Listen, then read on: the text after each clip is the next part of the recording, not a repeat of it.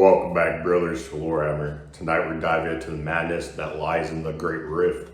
Before we get into that, be sure to like, comment any videos or topics you want to see in the future. Be sure to subscribe for the Emperor. I want to thank you guys for support. I've been killing it like usual. Now, let's get to the video. It began without the mercy of drums, without the clean declaration of banners and vox horns and ordered ranks. No war council marked its first heartbeat. No admiral stood upon a strategium dais and named the opening movement. No mortal tongue, whether priestly, military, or profane, possessed a word equal to the thing itself when it came. Across the breadth of the Imperium, upon shrine worlds and hive worlds, upon blasted garrison moons and void stations hanging in cold silence over dead suns, there came a moment in which existence seemed to draw in a breath of pure terror and then split its own throat open. Men felt it before they understood it. They felt it in the fillings of their teeth and in the marrow of their long bones. They felt it in the pressure inside sealed habs, where the air recyclers whined like frightened animals and lumen strips flickered with the pallor of failing flesh.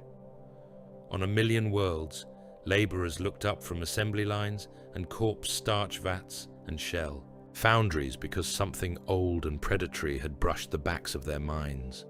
In cathedrals vast enough to drown cities in shadow, confessors forgot the next line of their sermon and stood trembling beneath vaulted ceilings, while incense curled in pale ropes around the shrines of dead saints.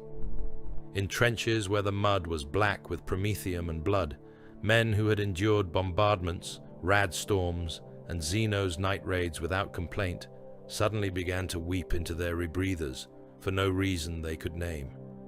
Then the sky changed. It did not change cleanly. It did not part like a curtain. It did not bloom like a sunrise. It tore. Across worlds that had not seen an honest dawn in centuries, red light spread through the cloud decks in branching wounds, as if some claw of impossible scale had raked the void and opened the flesh behind reality. Aurorae rose over polar wastes and hive spires alike, not with the cold majesty of nature, but with the obscene shape of butchered tissue, long curtains of livid color that rippled like exposed muscle beneath a surgeon's lamp. Astropaths convulsed where they sat in their sanctums, blood leaking from blind eyes and from nostrils and ears alike, their fingers digging grooves into stone armrests as choirs of soul-bound psychers screamed themselves hoarse in voices that belonged to the living and the dead at once. On shrine worlds, preachers fell silent in mid-invocation. Some dropped as though clubbed. Some began to laugh until they choked on broken teeth. Some clawed at their own faces and begged the Emperor to shut his eye. But the Emperor's light had dimmed, and what replaced it was not darkness in any mortal sense. It was revelation. That was the true obscenity of it. Not simply that a wound had opened across the galaxy, not simply that the warp, long feared and long hidden behind rituals of control, had thrust its stench-soaked breath into the material realm. The horror was that what had always lurked behind the skin of the cosmos could no longer be denied. For 10,000 years the Imperium had endured by routine, by hatred, by prayer, by paperwork, by the daily obedience of the doomed. Men could believe themselves secure, so long as their walls stood, so long as the tithes were counted, so long as the black ships came, so long as terror remained the inviolate center of all meaning. They could believe that hell was distant, contained by sacred law and the vigilance of those transhuman angels who fought in the dark between stars. Then Cadia died, and with it died one of the great lies that had preserved mankind from full knowledge of its own condition. Cadia had not merely been a fortress world. It had been a gate braced shut by generations of flesh, steel, and unyielding doctrine. It had been a wound stitched closed by sacrifice so old and so continuous that most of the Imperium remembered only the ritual of endurance and not the abyss that ritual restrained. Men born under other skies spoke Cadia's name as they might speak of an ancient wall somewhere beyond the horizon, a thing eternal because it had always existed. They did not know how many nightmares had broken themselves upon it. They did not know how much of the species' remaining future had been mortgaged there in blood. They did not know that for longer than their civilizations had endured, Cadian dead had paid for their ignorance. When that gate shattered, it did not simply open a route for invasion. It invited a cosmic hemorrhage. There were worlds where no one knew the name Cadia, and yet its fall reached them all the same. On some, it arrived as rumor carried by static-choked vox bursts and astropathic fragments, broken words about Black Crusade, about pylons, about a world cracked like a skull beneath a mace. On others it arrived as madness before news, as if truth traveled slower than terror. Whole hab blocks woke from the same nightmare and found claw marks on the inside of their doors. Sanctioned psychers began speaking in tongues no Scholam had taught them, whispering prayers backward until their jaws locked and had to be broken open by medici teams.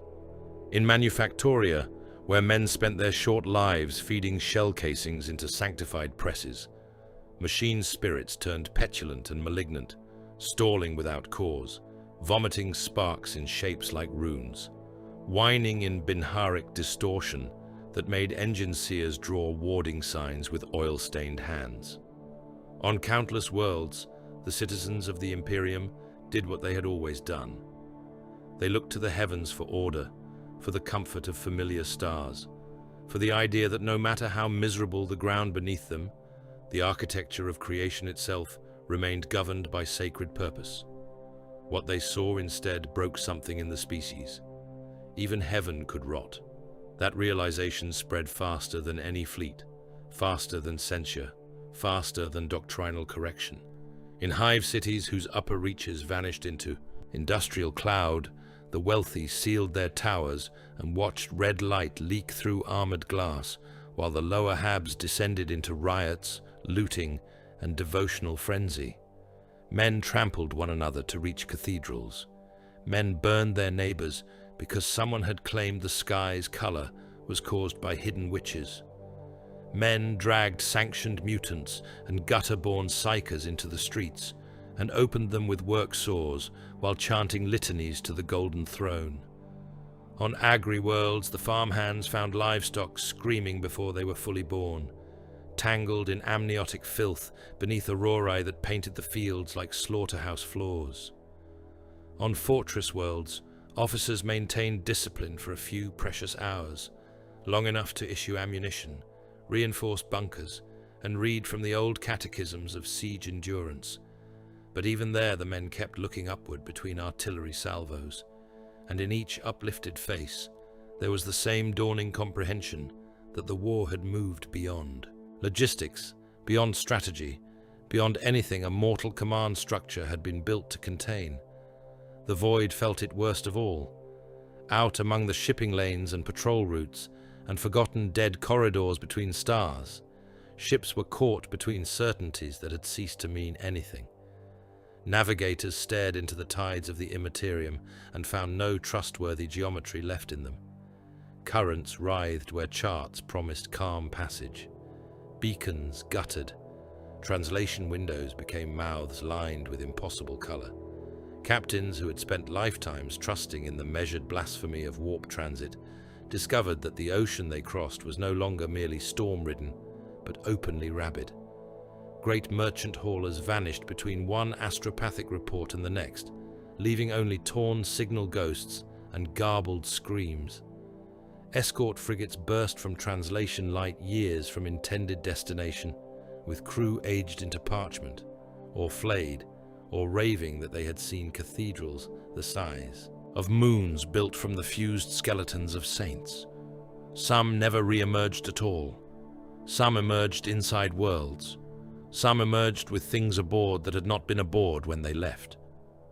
Behind sanctified bulkheads, crews listened to the groan of stressed metal and to the animal panic of failing Geller wards. Ratings clutched prayer seals to their chests and recited catechisms so rapidly that the words became one long sob. Armsmen stood in corridor junctions, with shot cannons leveled at sealed hatches because something on the far side kept knocking in the rhythm of a burial prayer. In navigator towers flooded with sickly warp light, the mutant aristocrats of the navis nobilitae bled from their third eyes and gibbered of a scar so large it crossed the soul of the galaxy. Some tore out their own tongues rather than continue describing what they saw. Yet even then, even while fleets died in the dark and worlds stared upward at heavens turned septic, the event did not come with the false, with simplicity of a single hour stamped into all records. The apocalypse was not honest enough for that. On one world, the people marked its coming by the night, the statues wept blood. On another, by the day, all astropathic communication ceased. On another, by the birth of a child who opened his mouth and spoke in the voice of a long-dead cardinal. On another, by the first time every dog in a city began barking at the same empty patch of sky. There were planets that did not understand what had happened until months later, when refugee flotillas drifted into orbit full of starving men whose stories contradicted one another, yet all reeked of the same truth.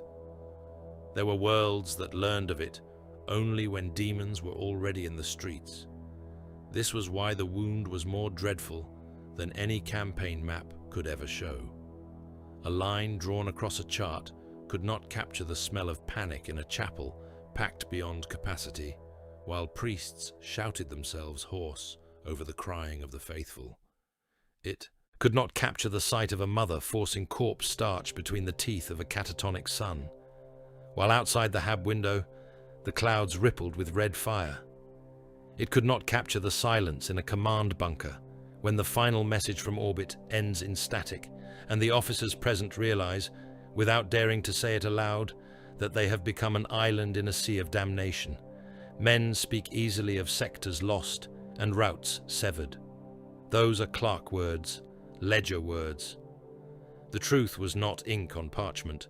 The truth was a species looking upward and seeing its private nightmares written across creation in colors no sane sky should bear. The true horror was not that the Great Rift was vast, though it was vaster than fear could comfortably hold.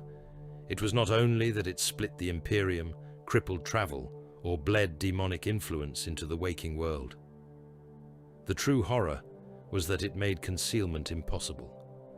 Every whispered sermon about the malice beneath reality, every half understood prohibition, every execution carried out in the name of doctrinal purity, every sealed archive and censored report and sanctified lie was vindicated in the worst manner imaginable.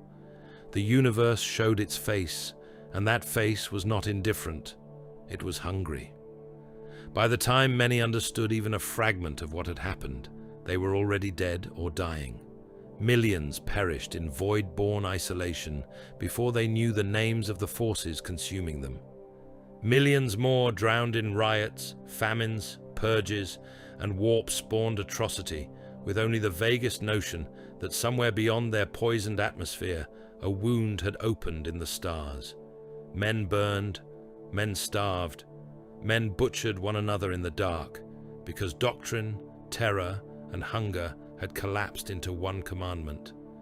Entire populations vanished from record as neatly as a priest's hand wipes ash from an altar, and they vanished not in one righteous blaze of final battle, but in confusion, in silence, in unanswered prayers, in the long administrative death rattle of a civilization whose arteries had been cut. The galaxy did not end in a single flash. It did not grant mankind the dignity of a clean extinction. It began instead to bleed without closing, a torn immensity running from one rim of the stars to the other, spilling madness, war, revelation, and corpse light into everything beneath it. Across the void the wound burned on, and under its baleful glare, the Imperium staggered like a giant, opened from throat to groin, still living, still killing, still praying, yet leaving an endless trail of blood behind it as it tried to drag itself onward through the dark. There had always been storms in the warp. Before the wound split the firmament from horizon to horizon, before the heavens were opened like the belly of a sacrificial beast, men of the Imperium knew the old pattern of dread well enough. A warp storm was terror, yes, but terror with shape. It was a blockade written in empiric violence. It was a region of madness to be charted around, feared, cursed, and endured. It could swallow a convoy, blind an astropathic relay, sever a subsector from its tithes, or leave an outlying world to starve in pious isolation while its governor filled ledgers no one would ever read. It could doom fleets and unmake dynasties. It could cast a pall over 100 systems and reduce whole populations to cannibal prayers in the dark. Yet for all their savagery, the old storms were still understood as tempests upon an ocean, a hideous ocean, a treacherous ocean, an ocean made from thought, hunger, memory, and the predation of gods, but still an ocean through which man ventured only by force of ritual and steel. The Great Rift was not a storm upon that sea. It was the sea forcing its way into the land. That was the first truth most men failed to grasp, because the human mind, trained by generations of catechism and bureaucratic simplification, seeks the comfort of familiar names. It wanted to call the thing a warp storm, because a storm could be entered in a report, discussed by admirals, measured by navigators, cursed by preachers, and survived by the grace of the throne. The phrase implied weather. It implied turbulence. It implied that beyond the violence there remained some prior order waiting to reassert itself. But the cicatrix maledictum was not weather. It was not an interruption in reality. It was reality's skin torn back. Across impossible distances, the membrane between materium and immaterium had been ripped open on a scale too vast for mortal instinct. The barrier that for long ages had divided flesh from soul, law from frenzy, matter from nightmare, had not merely thinned. In places it had ulcerated. In places it had split. In places it had burst like infected tissue under pressure, vomiting unreality into the mortal realm in a hemorrhage that no fleet, no saint, no prayer, and no tally of the dead could meaningfully contain. The warp had always touched real space. Every sanctioned psyker was proof of that. Every navigator, every astropathic choir, every translation into the immaterium, every Geller field churning against unseen pressure, every exorcism chamber reeking of burned flesh and sanctified oils bore witness to it. Humanity had never lived at a clean remove from the abyss. It had merely arranged its ignorance into rituals sufficient to keep functioning. The old empire of man had survived by treating that abyss as distant, by confining it to navigational doctrine, theological warning, and the sealed vaults of the Inquisition. The Great Rift stripped that lie down to bone. When the wound opened, the warp ceased to be merely the hateful medium by which ships crossed the stars. It became pressure, it became seepage, it became infection pushing through the cracks of creation itself. Distance no longer behaved as distance ought. Time no longer held with proper discipline. Cause and effect, that ancient covenant by which men fire weapons and expect the rounds to travel forward rather than backward into their own history, grew unreliable in places touched by the scar's baleful radiance. The universe had not simply become more dangerous, it had become less honest. This was why the language of astronomy failed before the thing, and the language of anatomy proved truer. The Great Rift was a scar, yes, but not the clean silver track of an old healed injury. It was a raw seam that would not close. It was a wound with its lips still parted, suppurating into the dark. It was an ulcer on the body of the galaxy, wide enough to swallow empires and deep enough to expose everything foul that had always circulated beneath the visible skin. It did not merely divide. It inflamed. It poisoned. It spread. Old warp storms isolated sectors. They cut arteries, severed roots, and left worlds to choke behind walls of shrieking empiric static. The cicatrix maledictum did something far worse. It redefined the conditions of existence across half the galaxy. A governor dealing with an old storm still inhabited a coherent universe. His fleets might be delayed, his astropaths blinded, his granaries empty, his people in revolt, yet he could still tell himself that the stars beyond the storm remained sane. The law of creation still held outside his local misery. Somewhere the Imperium endured in recognizable form. The rift mocked that consolation. Its presence meant that the corruption was no longer regional, but civilizational. A man did not need to dwell on its lip to suffer from it. The wound's pressure reached far beyond its burning margins. It tainted roots that did not directly cross it. It infected dreams on worlds that had never seen a diamond manifest in the street. It touched machine spirits with a whine of irrational distress. It entered the mouths of preachers and the silences between Vox transmissions. It lengthened shadows in hab cells where nothing overtly heretical had ever occurred. It made sleep into a risk, because too many sleepers began returning from their own minds with claw marks on their flesh and names in their mouths that had never been taught by any loyal priest. This was the second truth. The Great Rift did not merely let chaos through. It gave emotion a heavier body. Fear ceased to be an inward state alone. Hatred acquired resonance.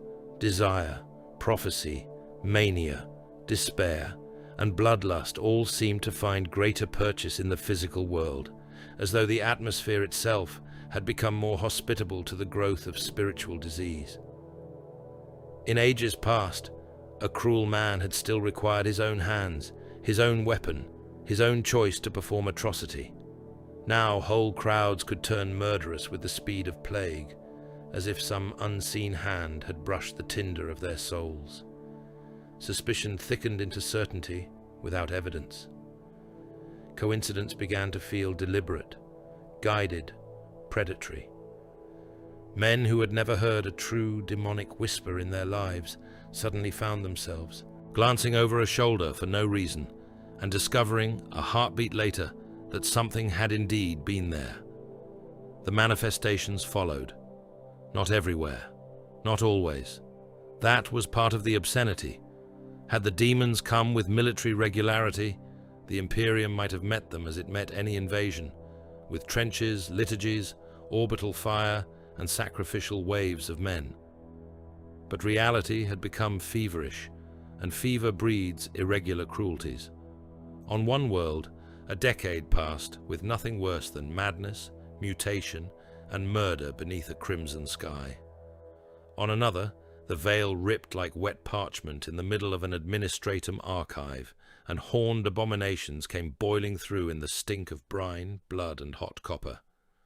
In one void ship, the apparition was a face in the polished brass of a hatch, smiling with the captain's own teeth.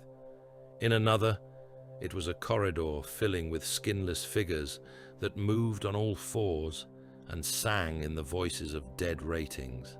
There were planets where daemons arrived in fire and filth before dawn.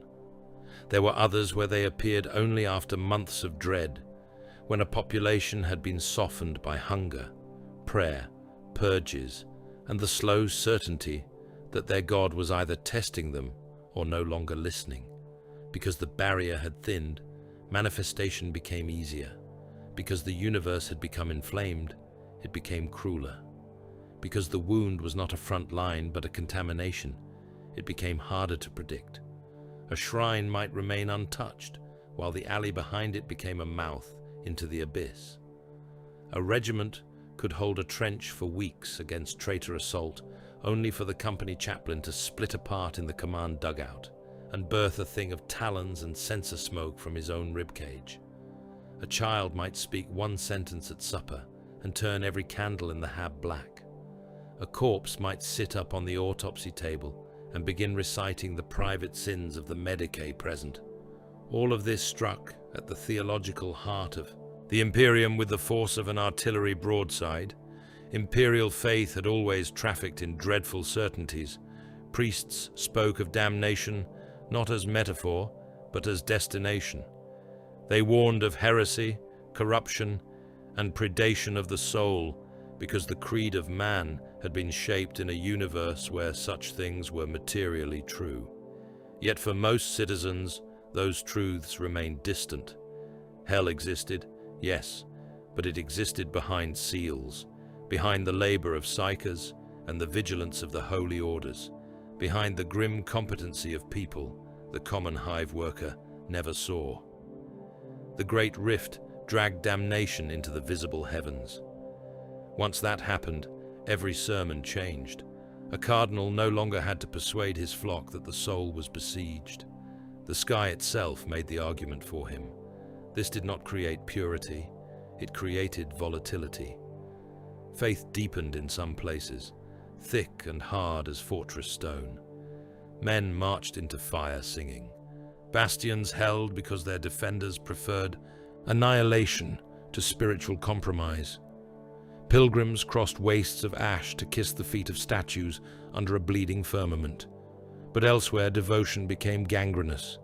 If hell was visible, then panic found scriptural language for itself. Crowds denounced neighbors with renewed fervor. Penitential mobs flensed themselves in public squares. Witch pyres multiplied. Interrogation chambers filled. In the presence of visible damnation, many men concluded that mercy itself must be suspect. And even where no demon showed its face, even where the local governor maintained order and the cathedrals remained standing, the metaphysical consequences spread like invisible rot through daily life. Cogitators erred in patterns too deliberate to be random. Auspex ghosts multiplied. Lumen strips dimmed whenever certain names were spoken. Shadows pooled too thickly in corners. Door sensors hissed open to admit no one. The sleepless began hearing whispers in ventilation shafts. Entire manufactoria worked, at proper output by all measurable signs, while the overseers swore the machines sounded different, not louder or rougher, but hungry. In void stations orbiting worlds still nominally loyal, deck crews developed the habit of walking around certain stretches of corridor because bad luck clung to them with such consistency that even the most cynical ratings muttered prayers before crossing. This was why the wound was more than a military catastrophe and more than a spiritual crisis. It was a truth engine. It ground away the ornamental lies by which the Imperium had wrapped itself for 10 millennia. It stripped ceremony from reality and left the raw mechanism exposed. It proved that mankind had never been living in a stable universe, occasionally interrupted by horror. It had been living beside a screaming abyss all along, building empires on the crust above it, calling that crust civilization and mistaking familiarity for safety. The Great Rift did not invent that condition. It revealed it in such magnitude that only the willfully blind could pretend otherwise, and once revealed, it could not be unseen. The old language of frontier, campaign, rebellion, and transit hazard sounded childish beneath the glare of the scar. One does not speak of weather when gangrene has entered the bloodstream. One does not discuss navigational inconvenience when the body of the galaxy is split and leaking poison into its own organs. The Imperium remained armed. It remained doctrinal. It remained vast enough to bury its own disasters beneath fresh armies and fresh prayers. But beneath all of that, it had become what any medici would name at first glance, and what any priest would smell in the incense-soaked dark before admitting aloud. It was contaminated. There are wars in which men can still measure the shape of their ruin. A bastion falls. A crusade is broken. A sector burns beneath the tread of invaders, and the screams of the dying rise in quantifiable choirs. Ledger. Masters sharpen quills. Admirals unroll campaign maps. Priests sanctify the slain and promise that sacrifice has meaning, because the emperor yet sees, yet judges, yet guides. Even in catastrophe, there remains the consolation of structure. Orders are issued. Distress calls are transmitted. Relief fleets are named, armed, and sent. Grain moves, shells move, regiments move. The machine of empire groans, bleeds, and stinks, but it moves. Then came the night without measure, and movement itself became a prayer with no guarantee of reply. When the Astronomicon faltered, it was not merely a failure of illumination. It was not some distant esoteric malfunction to be argued over by the hooded adepts of terror, while the common worlds of man continued in familiar misery. The Emperor's psychic lighthouse was not an ornament.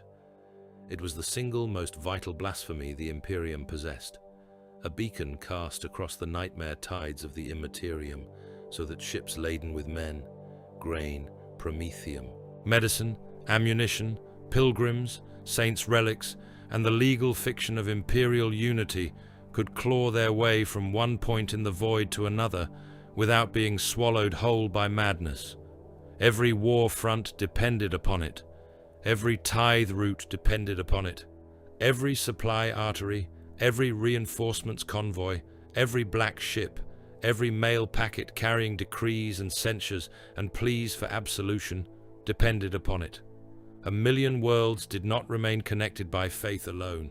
They remained connected because somewhere far beyond their skies, the Emperor burned in agony enough to cast a line through hell. Then that line dimmed. There was no universal announcement. No voice rolled out across the stars, declaring that the beacon had guttered and that the species was now expected to navigate apocalypse blind. The realization came first to those cursed and elevated lineages whose mutant sight had always paid for the Imperium's unnatural commerce. The navigators felt the change like a knife, inserted directly into the third eye. They stood in their sanctified towers, wrapped in the incense and warding geometry of their houses, and looked into the warp expecting peril of the old familiar kind. What they found instead was an abyss with its landmarks torn out and its currents made rabid. The holy signal by which they had steered through lunatic immensities did not merely weaken. In places it seemed drowned beneath newer light, redder light, wound light, a baleful radiance that did not guide so much as lure. Among the navis, nobilite panic did not always take the form of screaming. In some bloodlines, it arrived as a silence so profound that servants were dismissed from their masters' chambers and never saw them again. In others, it came as self-mutilation, the navigator clawing at his own warp eye until blood ran in ropes down velvet robes. Some collapsed in a fit of gibbered prophecy. Some wrote last instructions to captains whose ships were already condemned. Some ordered immediate translation aborts, and by doing so doomed the regiments, munitions, or food stores within their holds to a slower death. They were among the first to understand the scale of the disaster, because theirs was the burden of looking directly at the thing all others survived by pretending not to see. When they gazed into the altered immaterium, they saw no storm that would pass. They saw a sea that had forgotten the possibility of shore. Ships still entered the warp, because the Imperium has never enjoyed the luxury of refusing necessity. Besieged worlds still screamed for aid. Crusade groups still required reinforcement. Forge worlds still demanded oars and bodies. Pilgrim armadas still lurched from shrine to shrine with their decks crowded by the faithful.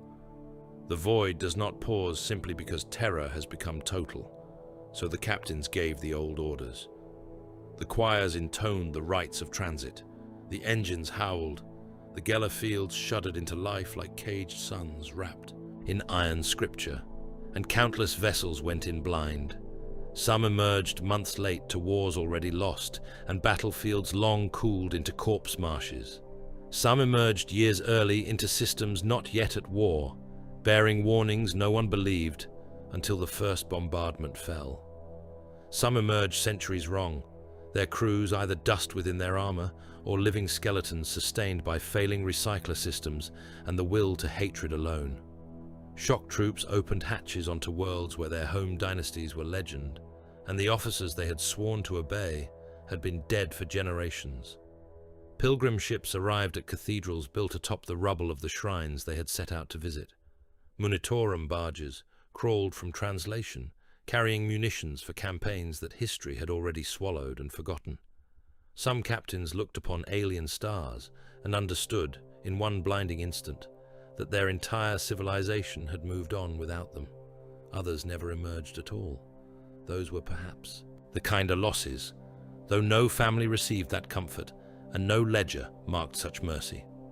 Great troop transports vanished, with whole regiments entombed alive in their iron wombs, sealed into a darkness where rations dwindled, air fouled, discipline cracked, and the realization dawned by degrees that no rescue would ever find them, because no one knew where they were. Armed pilgrim convoys went silent, their packed holds full of penitents and relic bearers left to starve between realities, while priests continued leading mass until their voices broke and the congregations beneath them turned to murder for a drink of condensation. Chartist freighters never answered another hail. Escort squadrons translated into screaming static and were heard no more. Somewhere beyond the sight of any living world, untold millions died inside steel tombs, with the deck plates cold beneath them and the hull reverberating softly as things beyond the Geller Veil scratched, tapped, and waited. In command, sanctums across the Imperium, the first sign was not always panic. Sometimes it was a candle guttering. An admiral would stand over a hololithic projection whose roots no longer resolve properly. An officer would ask for confirmation from an astropathic relay. No answer would come. Servitors would continue their mindless function, stamping data slates, turning cogitator wheels, hissing Binharic prayer, while the men around them waited for a communication that should by all precedent have already arrived. Chapel lamps sputtered in the stale air. Incense swirled around Aquilus and Saints' bones. Somewhere in the walls, a vox set crackled with a voice too distorted to interpret. Then silence, then static, then silence again. In such rooms, entire worlds were abandoned, not by decree, but by the simple fact that no one could hear them, and no one could safely find the path to them if they could. On planets, the delay of communication became its own plague. No tithes came in because the freighters were late or gone. No directives arrived from Segmentum Command. No reinforcements translated into orbit. No Medici relief descended to plague-racked continents. No confirmation could be obtained that terror yet lived, that the throne yet burned, that the structures of command above the local governor's own terrified skull had not already collapsed into ash and howling warp fire. That uncertainty was poison. Worlds governed themselves poorly under the best of conditions. Under the suspicion that the heart of the Imperium might already be dead, they curdled at speed. Some governors doubled rationing with iron discipline, counting every grain haul and every shell crate, trying to preserve order with martial law and public hangings. Some declared days of compulsory worship that lengthened into weeks, hoping that louder prayer might somehow restore the emperor's gaze. Some hid in sealed palaces, while lower hive populations tore each other apart in food riots and doctrinal purges. Planetary defense forces waited on parade grounds for orders that never came and began to whisper that perhaps there would be no orders ever again. Dockyards filled with ships that dared not translate, yet had nowhere else to go. Agri-worlds watched their silos empty because the convoys that should have carried surplus out also carried replacement parts, laborers, and protection in. Fortress worlds calculated shell expenditure against incoming resupply and found themselves contemplating the impossible arithmetic of a siege without promised relief. The astropaths died badly. They had always died badly, in truth. Soul binding, strain, and the constant proximity of the warp do not gift gentle ends. But during the blackout, the astropathic choirs across the Imperium went from strained instruments of communication to overdriven nerves dragged across a blade. Sanctums that should have pulsed with disciplined telepathic exchange became abattoirs of revelation. Blind eyes burst wetly in their sockets. Nostrils poured blood.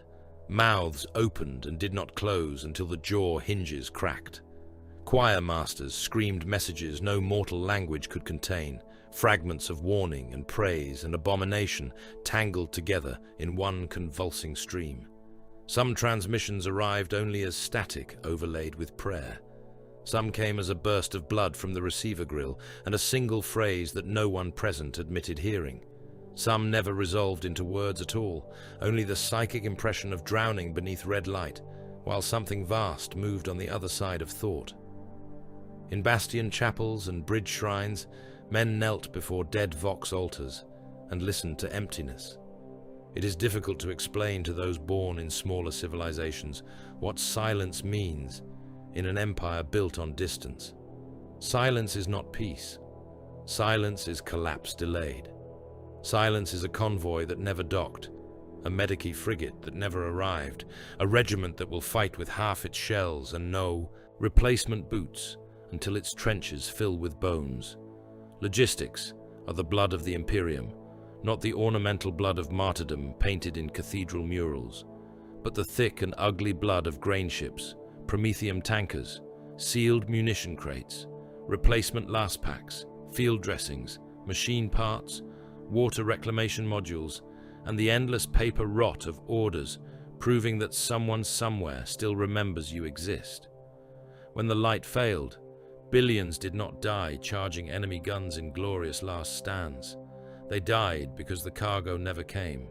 They died because insulin spoiled, because purifier filters cracked and no new ones reached orbit, because hab blocks ate through emergency reserves, because plague spread faster than medicine, because a hive city cannot subsist on faith when the freight elevators stop and the food silos ring hollow.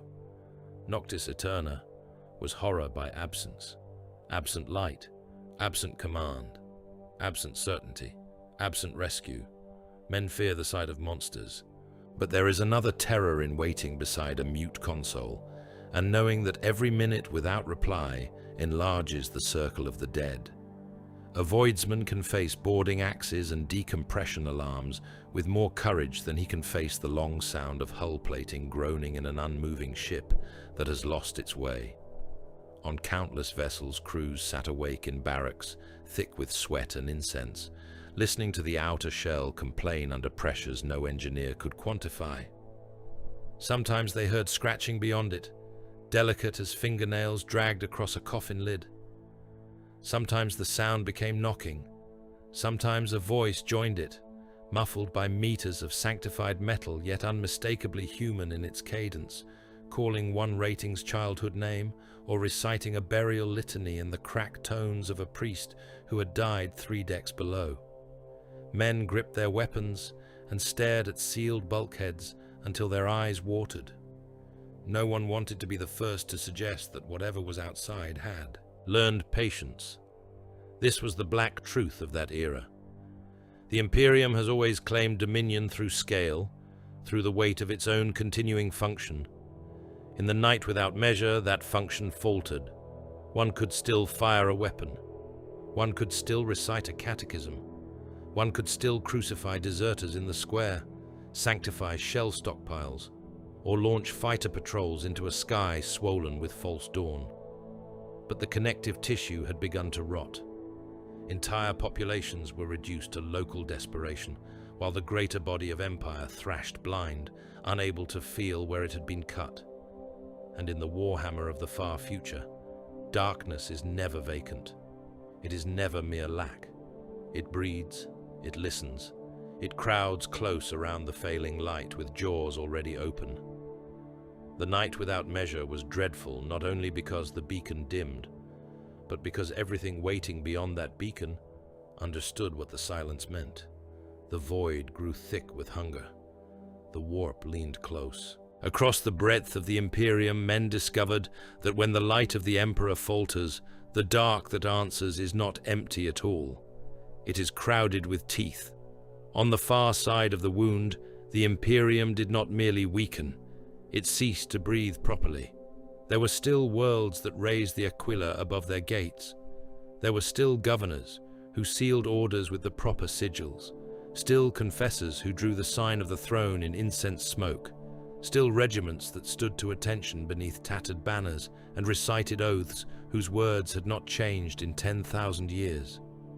From a sufficient distance, from the safe abstraction of a cartographer's table, or the sanctified lies of an administratum archive, it could all still be named with the same old language: sectors, subsectors, compliance zones, tithe routes, strategic reserves, defensive bulwarks.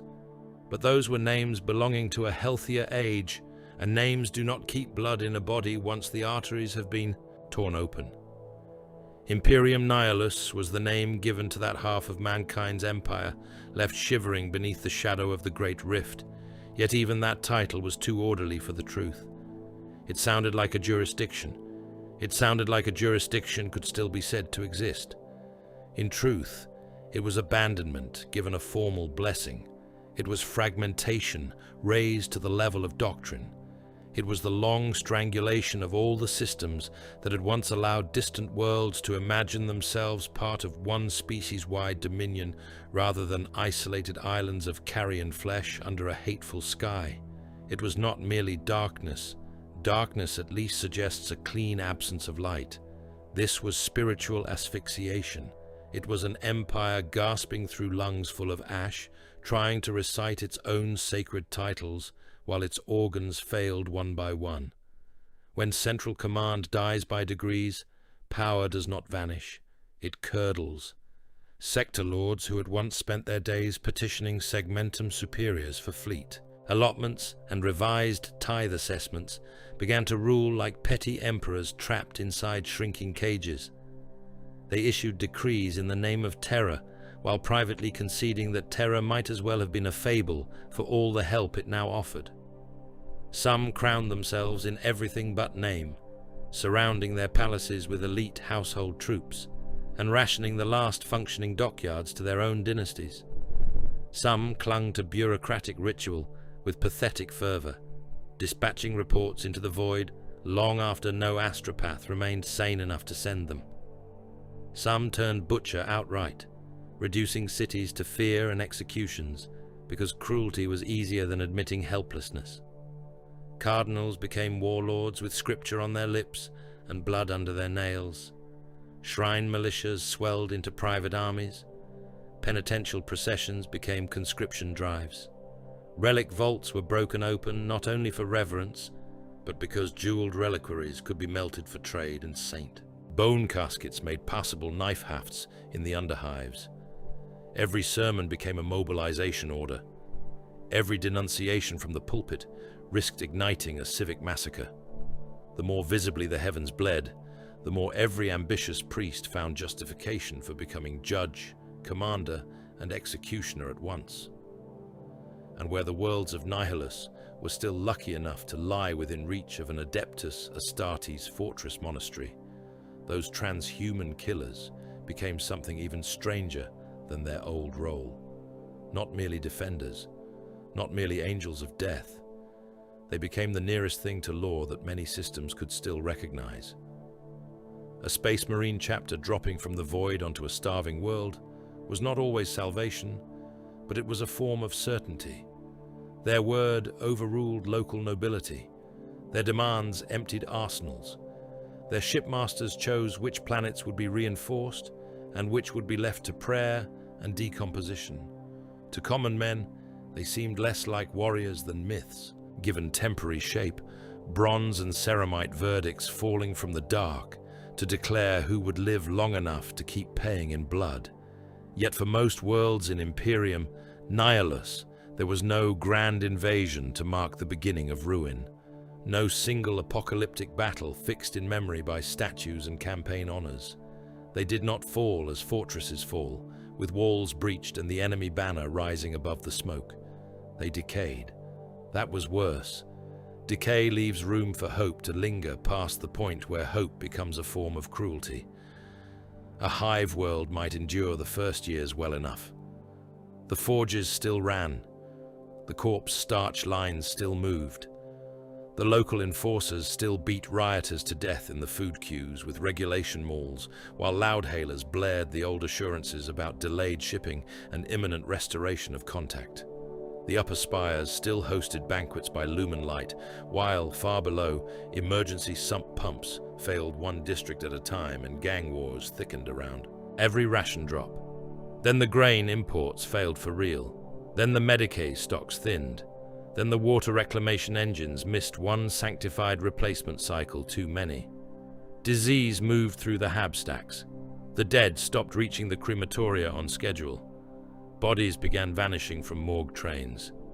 At first, the word cannibal was used only in whispers about the underlevels. By the time it was spoken aloud, the smell had already drifted upward through the vents. An agri-world suffered otherwise, though not more gently. It could survive without luxuries. It could even survive for a time without proper oversight. But it could not survive broken machinery, tainted climate patterns, lost labor drafts, and the disappearance of the armed convoys that kept raiders and mutants from stripping the fields bare. One failed harvest becomes rationing. A second becomes violence. A third becomes the end of law, outside whatever fence line a few exhausted men can hold with shotguns and prayer. Whole farmsteads vanished. Grain silos became fortresses for clan militias, and then mass graves for the families they had failed to feed. Livestock were slaughtered early, then breeding stock was slaughtered too. Then men dug up seed stores meant for future planting and boiled them into paste because the future had become an indecent thing to plan for. Fortress worlds often endured longest, which merely lengthened their agony. Their bastions remained disciplined. Their bunkers were provisioned. Their commanders understood siege mathematics and had spent generations preparing for the day when all external support failed. They did not break quickly. Ammunition was counted, rotations were preserved, patrol routes were maintained, even after the vox nets fell to crackling ghosts and no command above the regimental level could be confirmed as still extant. Yet endurance itself became a trap. Garrisons isolated for years kept fighting enemies who might no longer exist, defending artillery redoubts against fronts that had shifted beyond all relevance, preserving shell stockpiles for masters long dead. There were bunker complexes in Nihilus where the same watchwords were still being exchanged beneath rusting cogitator banks, while the dynasty that had commissioned their construction had already passed into dust and apocrypha. Duty became feral in such places. It lost proportion, lost context, lost any relationship to strategy, yet remained savage in its persistence. Men kept their oaths because the oath was all that remained of reality they could still trust.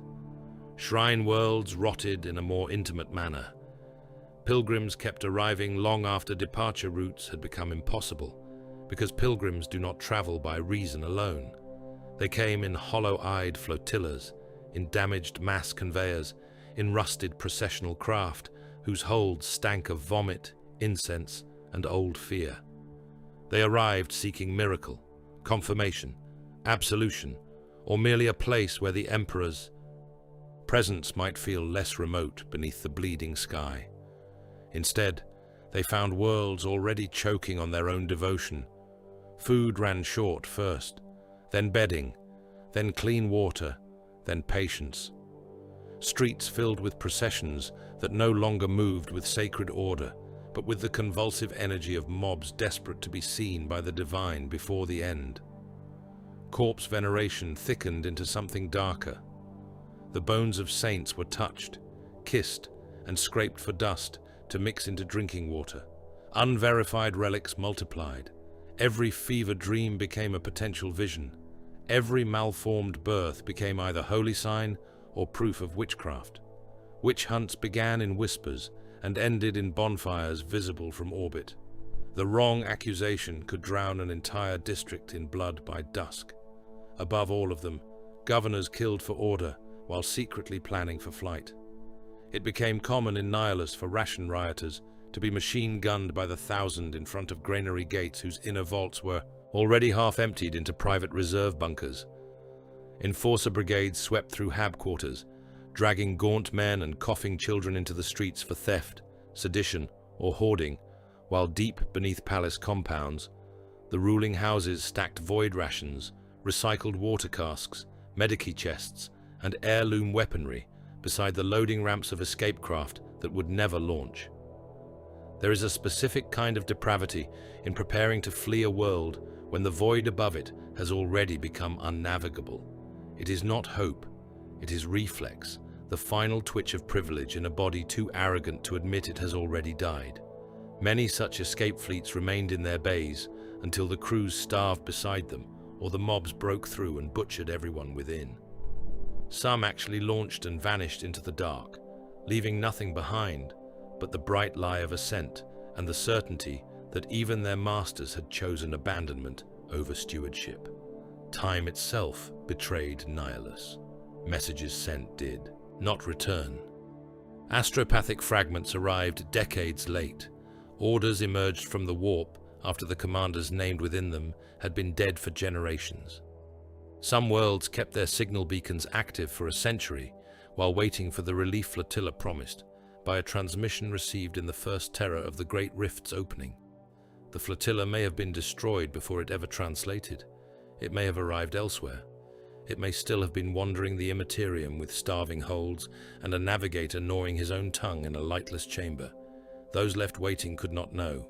They maintained the landing fields. They preserved stockpiles. They readied processions of welcome that gradually dwindled into armed watches and then into old men staring at silent skies above cracked ferrocrete. This is what many outside the worst dark fail to understand. The horror of Imperium Nihilus was not only demonic, though demons fed well there. It was administrative in the most obscene sense. Ledgers stopped, tithes stopped, purification cycles stopped, census rolls ceased to matter because the next grain estimate could not be trusted, and the district marked as populated last season was now a plague pit sealed with molten iron. Water treatment shrines broke, and no sanctioned replacement parts came. Waste processing failed, and hab blocks drowned in their own runoff. Payrolls became nonsense. Currency dissolved into barter, then theft, then meat.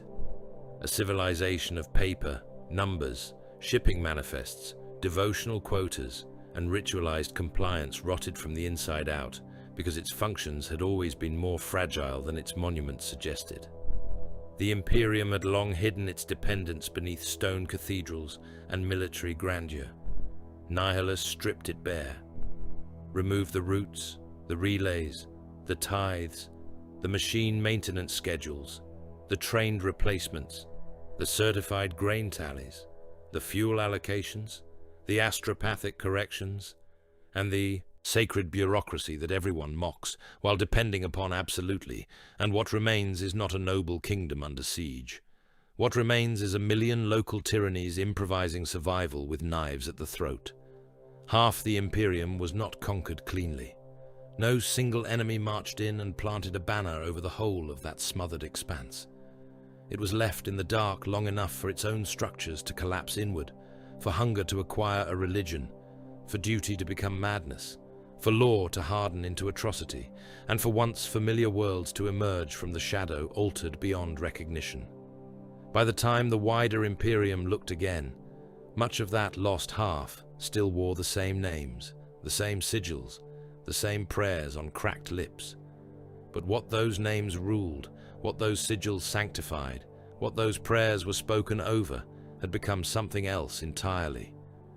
In the old lies of the Imperium, time was still imagined as something stern and linear, a chain of sanctioned moments locked one to the next by the Emperor's will, a mechanism of calendars, tithes, campaign records, saint days, and the measured tolling of cathedral bells through hab fog and shell smoke.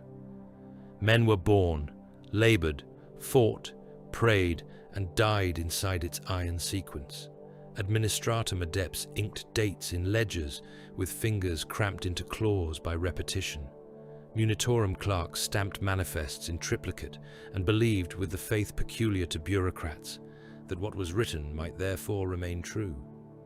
On battlefields, officers synchronized assaults by chronometers, sanctified in machine oil and incense, trusting that 1 minute was a minute on every front where the Imperium bled. Even the warp, that sea of lunacy and soul filth, was treated as a navigational danger rather than a blasphemy against sequence itself. Ships vanished into it, yes, and often returned wrong, but the old empire persisted by pretending that wrongness was a tolerable cost of movement. The Great Rift stripped that comfort away and left time to rot in full public view. It did not always begin dramatically. On some worlds, the first symptom was only delay. A work shift ran long because the klaxons failed to sound. A night cycle seemed to linger with unusual weight. A garrison officer checked a wall chronometer, looked away, and looked back to find an hour gone where only a breath should have passed. Men blamed fatigue, machine error, fatigue again. Yet the corruption deepened. Days became swollen things, dragging through the limbs with the heaviness of fever. And then entire weeks seemed to collapse into a single unbroken stretch of exhaustion in which no one could swear with certainty when they had last slept or eaten. Elsewhere the reverse came. Years passed in what felt like months. A governor reviewing tithe reports one winter discovered that the parchment in his hands referred to settlements that had already decayed into feral ruins. Old soldiers on perimeter walls found their own faces in polished metal and recoiled at how much age had gathered there between one campaign season and the next. The void made these obscenities plain. A freighter undertook what should have been a brief and vicious passage through troubled warp conditions, a translation no Chartist captain would choose unless starvation on the far side demanded it. The vessel emerged with its hull only lightly scarred, its hold still full, its logs indicating an absence of mere days. Yet half the crew had grown old. Deckhands whose service tattoos were fresh upon departure crawled from their hammocks with spines bent, gums blackened, and cataracts fogging eyes that had seen no more years than a prayer book's worth of pages. The shipmaster, who had left port a hard man in full vigor, died on the bridge before docking procedures were complete, his skin hanging from him in dry folds, as though something in the immaterium had fed on duration itself and left only the shell. Other ships suffered. Other inversions no less vile. Regiments translated from one war zone to the next and arrived with the minds of veterans, but the records of recruits, swearing with utter sincerity to battles that had not yet been fought. Officers could recite casualty rolls for campaigns still months in the future. Priests remembered last rites delivered to men who were still alive and standing in formation before them. These were not errors of memory in any harmless human sense. They were infections in the order of reality. Men carried recollections that had never happened and sometimes never would. They dreamed of halls they had not entered, of comrades whose names they would only learn weeks later, of executions performed for crimes not yet committed. Some were driven half-mad by the contradiction, clutching their skulls and vomiting between bursts of desperate testimony as they tried to describe the impossible without sounding corrupted. Others became eerily calm. Those were worse. They would sit in medici wards under flickering lumens and recount in perfect detail the shape of their own death, the angle of the shell burst, the wet heat in the lungs, the taste of iron as the blood came up. A few proved wrong. Enough proved right that commanders began to fear prophecy more than ignorance. On battlefields touched by the wound's deeper contamination, causality itself took on a fever. The dead sometimes whispered before they fell. Men huddled in trenches heard the voice of the trooper beside them choking out pleas for medical support, only to turn and see him still alive, blinking in confusion, seconds before the mortar round landed and opened him from collar to pelvis. Artillery shells detonated before they were fired, blooming over no man's land in dirty orange flowers, while the gun crews behind them were still loading the breaches. Vox officers received distress calls from command posts not yet overrun, recordings full of screams, bolter reports, and the unmistakable roar of the enemy breaching inner blast doors while, above their heads, those same command bastions still stood intact beneath the bruised sky.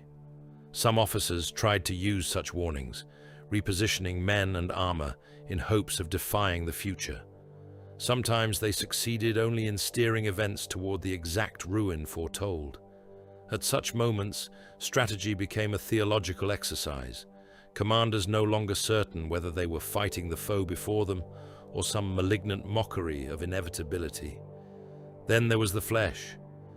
The Imperium had always known mutation.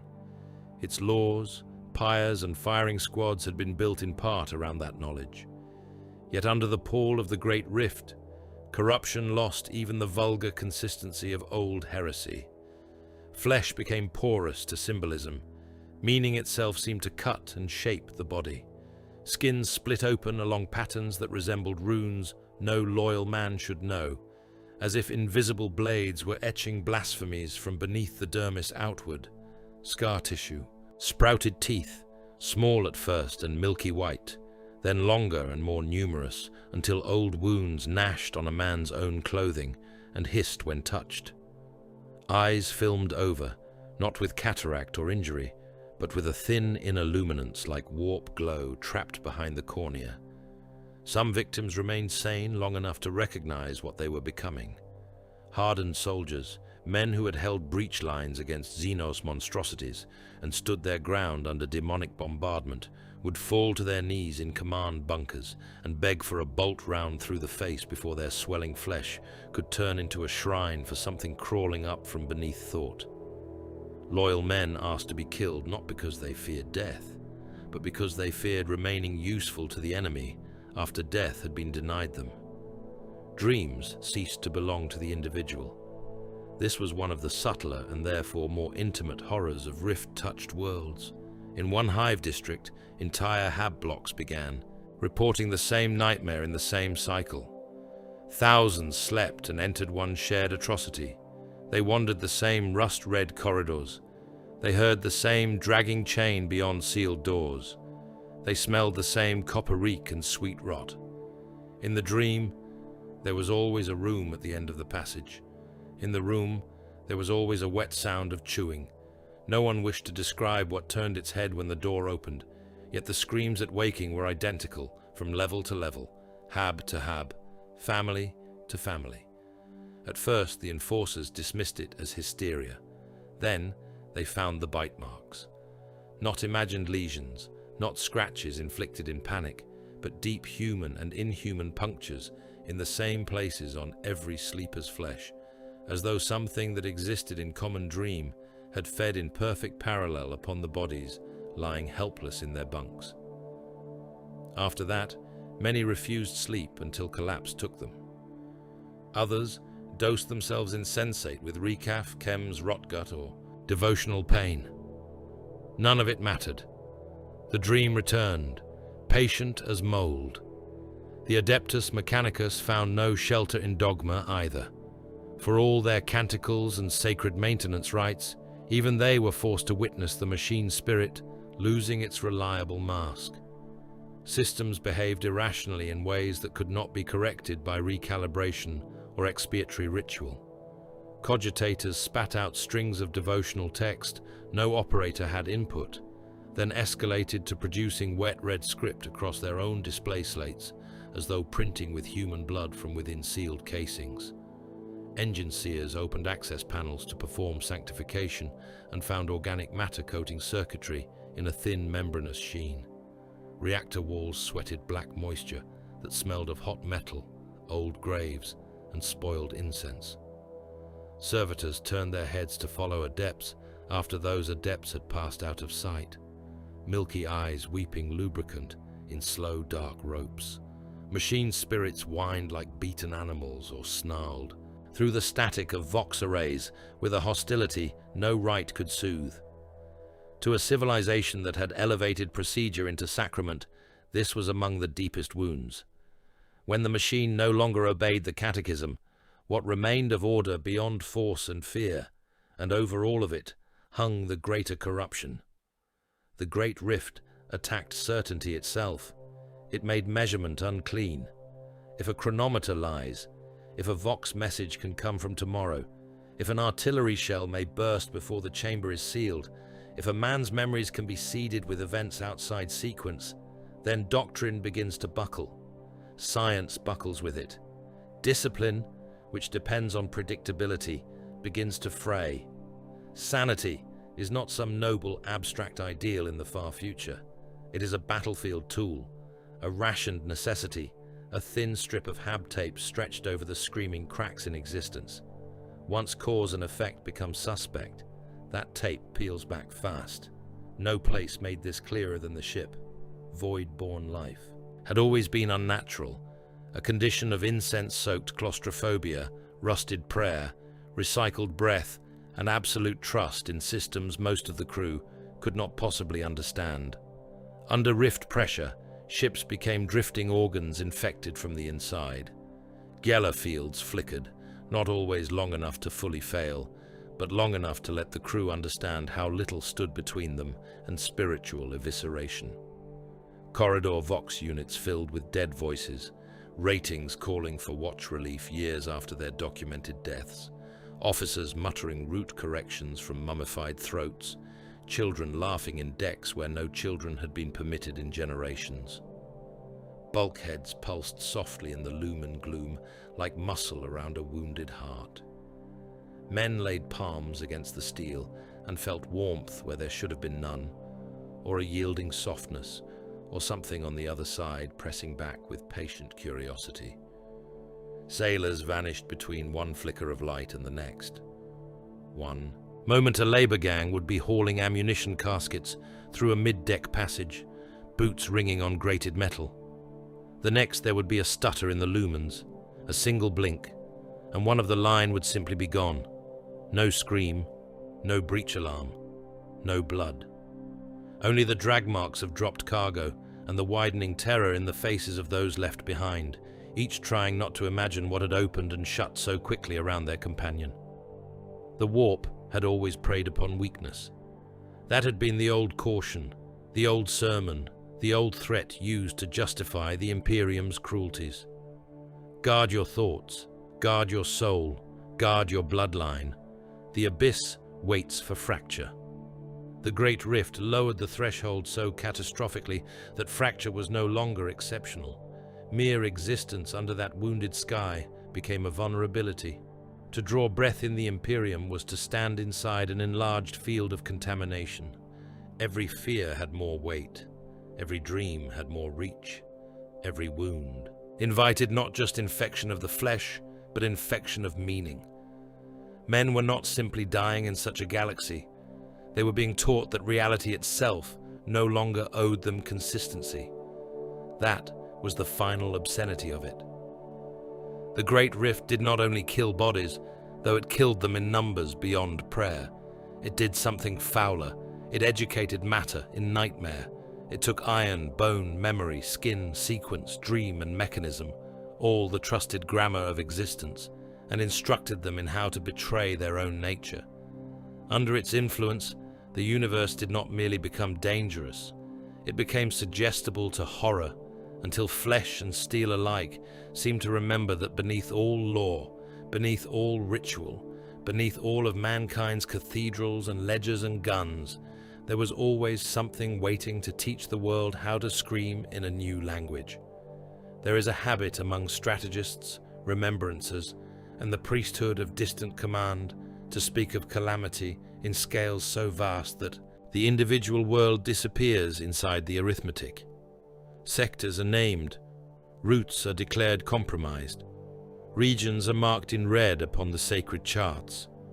Whole populations are condensed into tithe values, supply burdens, acceptable losses, and projected recovery intervals. Such language has its use. Empires are not governed by tears alone.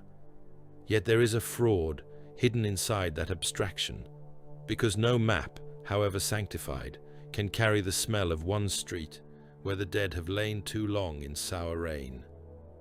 No chart can hold the sound of a child learning not to answer when a voice in the alley speaks in his father's tone after curfew. No strategic notation can express what it means when a world wakes one cycle and understands, with the cold intimacy of poison entering the blood, that it has become a local province of hell. On the hive world, the first change was upward. The upper spires sealed themselves. Great armored shutters descended over stained glass observation galleries and private aerodocs.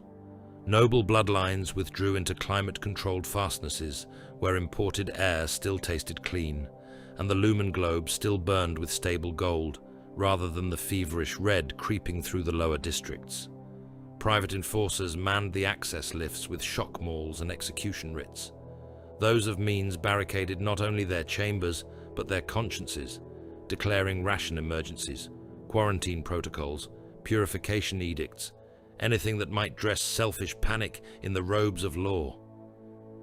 Far below, where the hive's underbelly sweated toxins into rusted foundations and the walls never quite lost the sheen of old Greece, the rest of the population learned what abandonment felt like in the meat.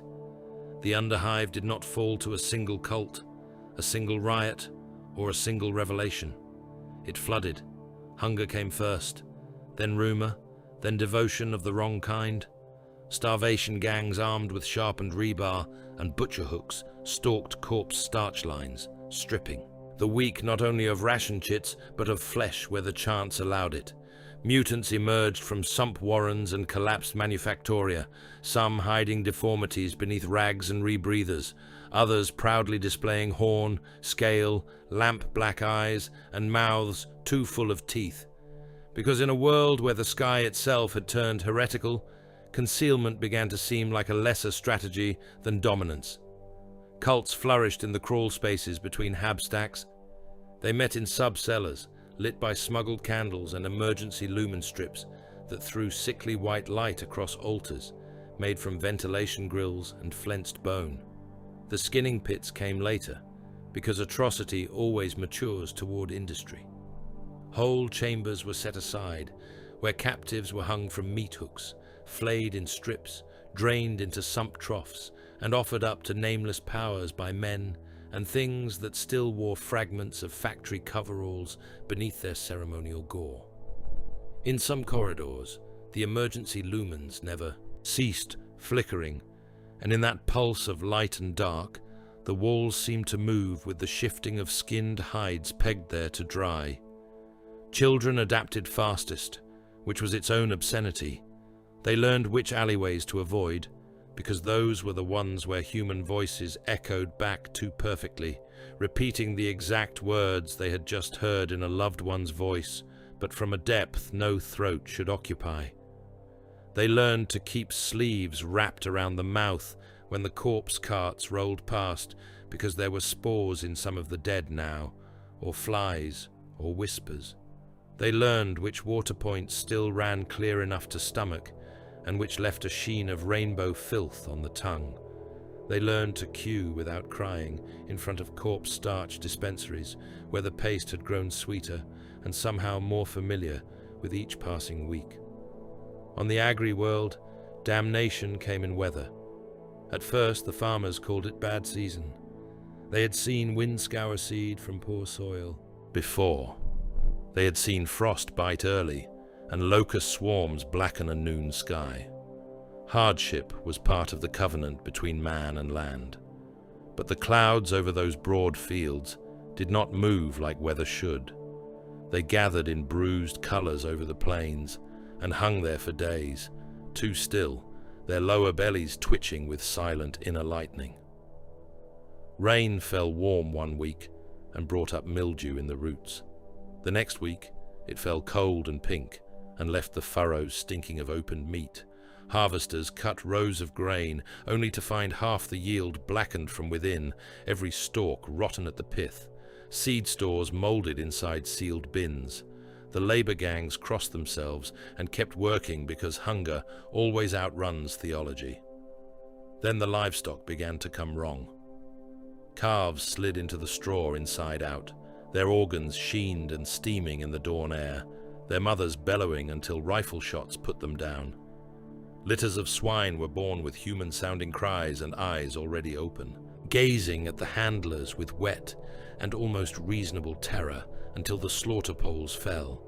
Goats gnawed through their own umbilical cords and then at each other, Herd beasts bolted from paddocks and trampled men flat before collapsing dead at the field's edge with foam and blood pumping from their nostrils. Every birth became an omen. Every stillbirth became a small public panic. Soon enough, there was not enough labor left to tend every acre, because too many hands had been pulled off the fields to bury, burn, cull, guard, and pray. When the silos stopped promising survival, they became tombs. Grain towers were seized by armed families, then by local militia, then by mobs who broke the locks in numbers too great to disperse. Some silos were defended until the walls were slick with blood and empty cartridge casings. Others were opened to reveal not grain at all, but bodies stacked in secret by local authorities who had hidden the truth of the failed reserves. In one province, whole, families climbed into an emptied silo to escape the storms and suffocated there when the hatch jammed shut under warp-swollen metal. By the time the neighboring settlement found them, the walls inside had been clawed bare, and the floor was layered with blood, where fingernails and teeth had failed against iron. The forge world endured longer in the old way, because the machine teaches endurance better than the flesh. Its sirens still sounded. Its shift bells still marked labor cycles. Its factorums still breathed steam and sparks into the ash-choked air. The red-robed adepts of the Mechanicus read omens in pressure gauges, in machine cant, in the behavior of sanctified cogitators, and they did not like what they read. They intensified litanies. They increased offerings of oil and data incense. They executed malfunctioning servitors and recoded prayer loops. But output had to continue. Shells were needed. Rifles were needed. Tank treads, rebreather filters, promethium seals, auspex, cores. All of it was needed somewhere, and so the manufactoria kept birthing metal into a universe that no longer deserved it. Then the cursed output began to leave the lines. Laser guns were stamped, blessed, and issued, only to fuse to the hands of the men who gripped them, polymer casings sinking into palms as if softened by invisible heat until trigger guards became finger bones and the weapon could not be surrendered, except with skin and tendon torn away in ropes. Artillery shells hatched in storage, their metal skins splitting with wet pops to disgorge pale things that skittered between ammunition racks and nested in the warm corpses of the first ratings sent to purge them. Servitors remembered pain. That was what broke many of the adepts. Not failure, not rebellion, but memory. Gun servitors screamed when connected to power. Loader units recoiled from the touch of lifting clamps. One procession of labor servitors assigned to slag disposal paused in perfect sequence, turned their lobotomized heads toward a passing magos, and began pleading in garbled low Gothic to be allowed to die this time. The reactor walls sweated black moisture, and the forge lords told themselves it was condensate until the first adept tasted it and began laughing through a mouth full of loose teeth. Upon the shrine world, faith itself became a crowded wound. Pilgrims had come there across generations for absolution, miracle, and the privilege of dying close to relics so holy that merely breathing near them was said to lighten the stain upon the soul. Even after the skies turned raw and bleeding, they kept coming. Broken ships limped to orbit. Processional barges docked with holds, crammed full of hollow-faced penitents. The relic roads filled beyond all capacity. Processions meant to wind in sacred order between basilicas and ossuaries became panic migrations. Rivers of humanity carrying icons, candles, cages of bones, reliquary boxes, and bundles of children through streets already choking on incense and fear. Every reported miracle became suspect. A blind man seeing again might be blessed or possessed. A statue weeping blood might be a sign from the throne, or a baited hook sunk into the people's faith by something wearing sanctity as disguise. So the world turned upon itself. Priests denounced priests. Rival confessor sects accused one another of ceremonial corruption. Corpse veneration intensified until devotees scraped powder from ancient bones and mixed it into drinking water and wound salves. Public exorcisms became spectacles so common that hawkers sold devotional masks outside the plazas where the accused convulsed beneath electro-scourges and sacred oil. Witch hunts erupted whenever a voice in the crowd shouted the wrong name. A man could be lifted from prayer, dragged through the flagstones by his ankles, and burned before dusk because the wrong omen had occurred while he was nearby. Yet the pilgrim columns kept moving, because fear and hope had become the same march. The fortress world held longest, and that made its eventual ruin more dreadful than the quicker collapses elsewhere. There the walls were manned by professionals, the guns were maintained, ammunition was counted down to the final crate. Ration schedules were cut with cold precision rather than panic. Medici tents became triage houses of amputation and cauterization, where infected comrades were pinned to tables and relieved of limbs before warp taint could climb past the joint. The wounded bit on leather, recited catechisms, and then returned to the firing line with bandaged stumps and their rifles braced under one arm. Discipline made heroes of them and carrion of them in equal measure. They kept firing when the Vox nets failed. They kept firing when relief did not come. They kept firing when the dead in the wire began moving wrong under artillery flash. They kept firing when the food ran low enough that the quartermasters began mixing corpse protein into the stew and no one commented on the taste. They kept firing long after hopelessness had ceased to be a fear and become a routine, a dull tool strapped to the hip beside a combat blade and a reserve charge pack. When such worlds finally broke, it was not in a moment of panic, but in one of exhaustion so complete that the men on the wall no longer recognized which parts of the screaming beyond the parapet belonged to the enemy and which belonged to their own souls. And still, this was only a handful of worlds among uncounted multitudes. That is part of the terror the mind resists. There were too many planets burning, rotting, mutating, starving, besieged and spiritually flayed for any one chronicle to capture. Too many streets full of ash and static. Too many makeshift crematoria built from scrap metal and old shrine braziers. Too many polluted cisterns where citizens fought with bare hands over one more canister of water that smelled faintly of machine oil and corpse runoff. Too many. Tenements where the youngest already knew to sleep away from the walls because the things in the crawl spaces learned voices quickly. Most worlds died without witness. Their final messages went unheard, their prayers unanswered, their names preserved only in ledgers no one would ever again retrieve from dust-choked archives. Each world suffered differently, and that difference was itself a weapon in the hand of damnation. If there had been a single pattern, one approved script for apocalypse, the Imperium might have imposed doctrine against it. But one planet drowned in hunger, while another drowned in revelation. One was flayed by the machine turning traitor, another by weather, another by faith, another by memory, another by the simple administrative collapse of food, water, and sane command. There was no single face to the great rift at ground level. It wore whatever skin the victim world already possessed, and then made that skin split in its own local way.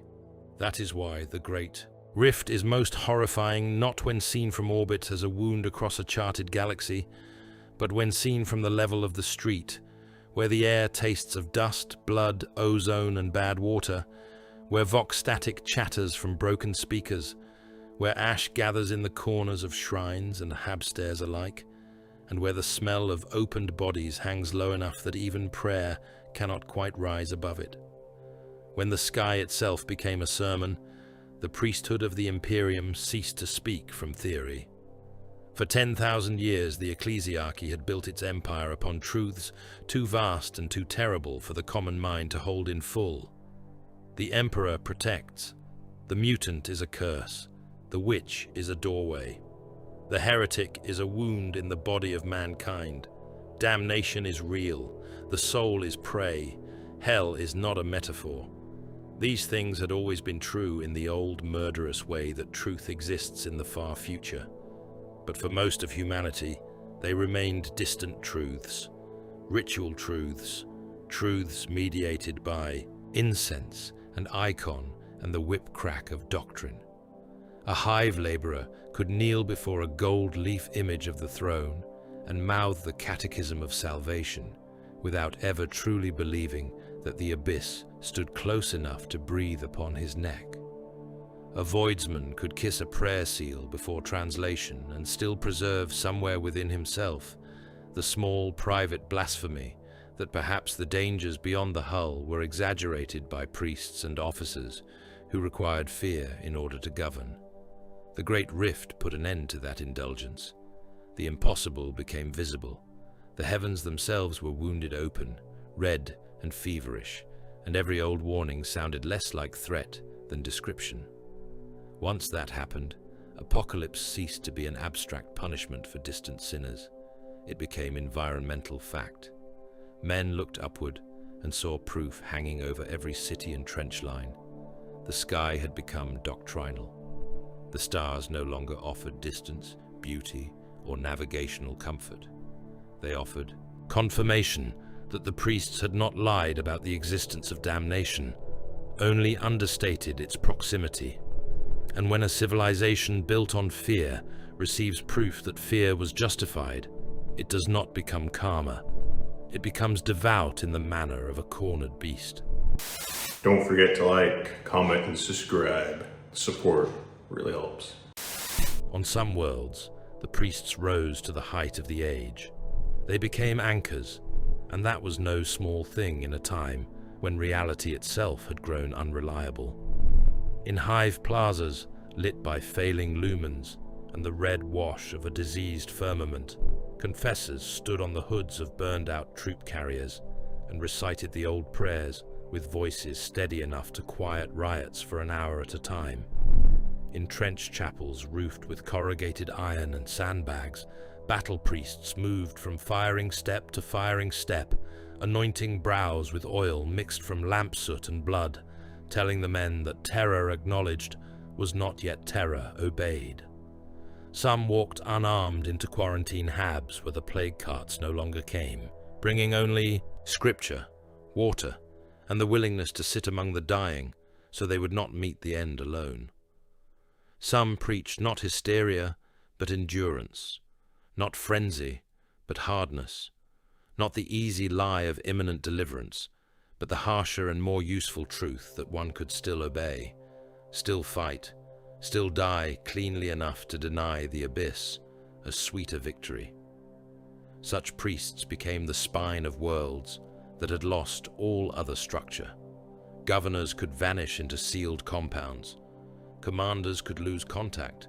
Tithe systems could fail. But a man with a cracked voice, a sensor chain, and enough iron in his soul to keep speaking under a bleeding sky could hold a district together better than 1,000 enforcers. Men followed such clergy because certainty had become rarer than food. Elsewhere the priesthood curdled. Fear does not ennoble by itself. It sharpens whatever is already waiting in the blood. There were confessors who looked upon the rift and saw not a trial to endure, but permission. If hell had become visible, then everyone impure became an emergency.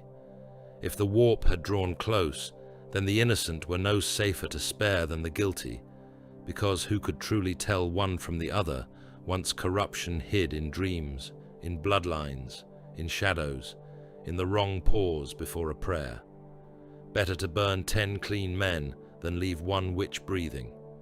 Better to open 1,000 bellies than let one cult sign remain unwitnessed. Better to flay confession from the flesh than trust the tongue, because the tongue could lie while the nerves still remembered the truth. So they made butcheries of sanctuaries. Shrines became interrogation pits. Basilica courtyards filled with pyres built from pews and confessionals. Whole hab blocks were condemned because one sanctioned psyker had screamed in his sleep. Men were branded with Aquilas heated white and then cast into holding pens to await judgment that had been decided before the first question. A priest, with enough followers and a taste for righteous cruelty, could drown a district in blood by sunset and call it purification. Such men shouted louder than the calm clergy, and fear loves volume. Under red skies, their sermons acquired a deranged authority. "On your knees," one confessor roared from the steps of a ration chapel, while enforcers dragged the accused into rows before him. "The sky is open. The throne sees through it. Speak your stain or burn with it." A gaunt citizen, wrists bound with wire, spat pink foam onto the stones. "I stole bread. You stole time from the emperors hungry. My sons were starving. Then they will starve clean." The shot that followed was taken as mercy by some, justice by others, and proof by all that the age had become one in which doctrine and murder wore the same face, often enough that no one dared distinguish them aloud. That was the sickness at the center of the New Age. The Great Rift strengthened true faith and diseased fanaticism alike until the line between them bled away. Courage looked like madness to the weak. Madness wore the posture of courage. A priest leading a martyrdom procession through shellfire, hymnals raised while bodies burst around him, might be saintly or suicidal, or subtly driven by whispers no one else could hear. A commander refusing evacuation because the shrine district must be held could be defending relics essential to morale, or sacrificing men to preserve his own legend. The people beneath them had no clean method left to tell. They judged by outcomes when they could, by charisma when they could not, and increasingly by whichever voice promised structure in exchange for obedience. Public penance became a civic language, under skies that looked genuinely possessed. No one needed to be persuaded that mankind had offended some cosmic law. The only question was scale and remedy. So the streets filled with rituals of guilt. Bare-backed penitents flogged themselves through ash storms until strips of skin hung from them like wet parchment. Processions of the self-condemned shuffled between shrines with chains through their flesh and prayer scrolls nailed to their chests, begging the emperor to see suffering and mistake it for worth. Flagellant fraternities multiplied. Some hacked off fingers, ears, or tongues as offerings. Some stitched their eyelids shut to deny the rift the pleasure of their witness. Mass confessions were held in parade grounds and transit depots, every man forced to speak aloud his secret theft, unclean thought, private resentment, unlicensed desire to live, while scribes recorded the admissions under the watch of priests whose expressions suggested absolution had become less important than inventory. The martyrdom processions were worse. There is a kind of ecstasy available only to civilizations convinced that survival itself may be a lesser good than holiness. Men marched to the front in white ash robes, knowing they would be used as mine clearers. Breach, fillers or bait for the enemy guns, singing the whole while that their blood was currency. Crowds cheered them because terror had taught the crowd to envy certainty. Mothers thrust prayer beads into the hands of sons already marked for sacrificial duty. Old men demanded to go first, either from courage or from the weary appetite for any ending with shape. In other ages, such conduct might have been named monstrous waste. In the age of the Rift, it was called devotion, and often it worked just well enough to justify itself. The sanctioned psychers stood at the center of this contradiction, feared as lifelines and doorways in the same breath.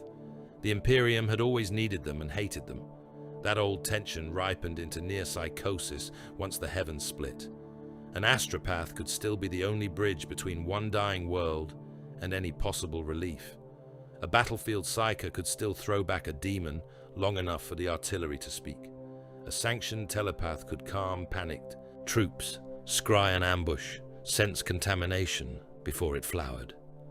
Yet every one of them now seemed to glow with added peril.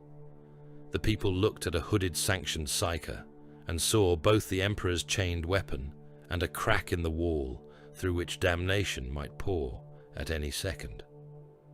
In one void chapel, after the translation alarms began whining out of sequence, A sergeant caught the collar of the ship's sanctioned telepath and shoved him against a pillar crusted with old wax.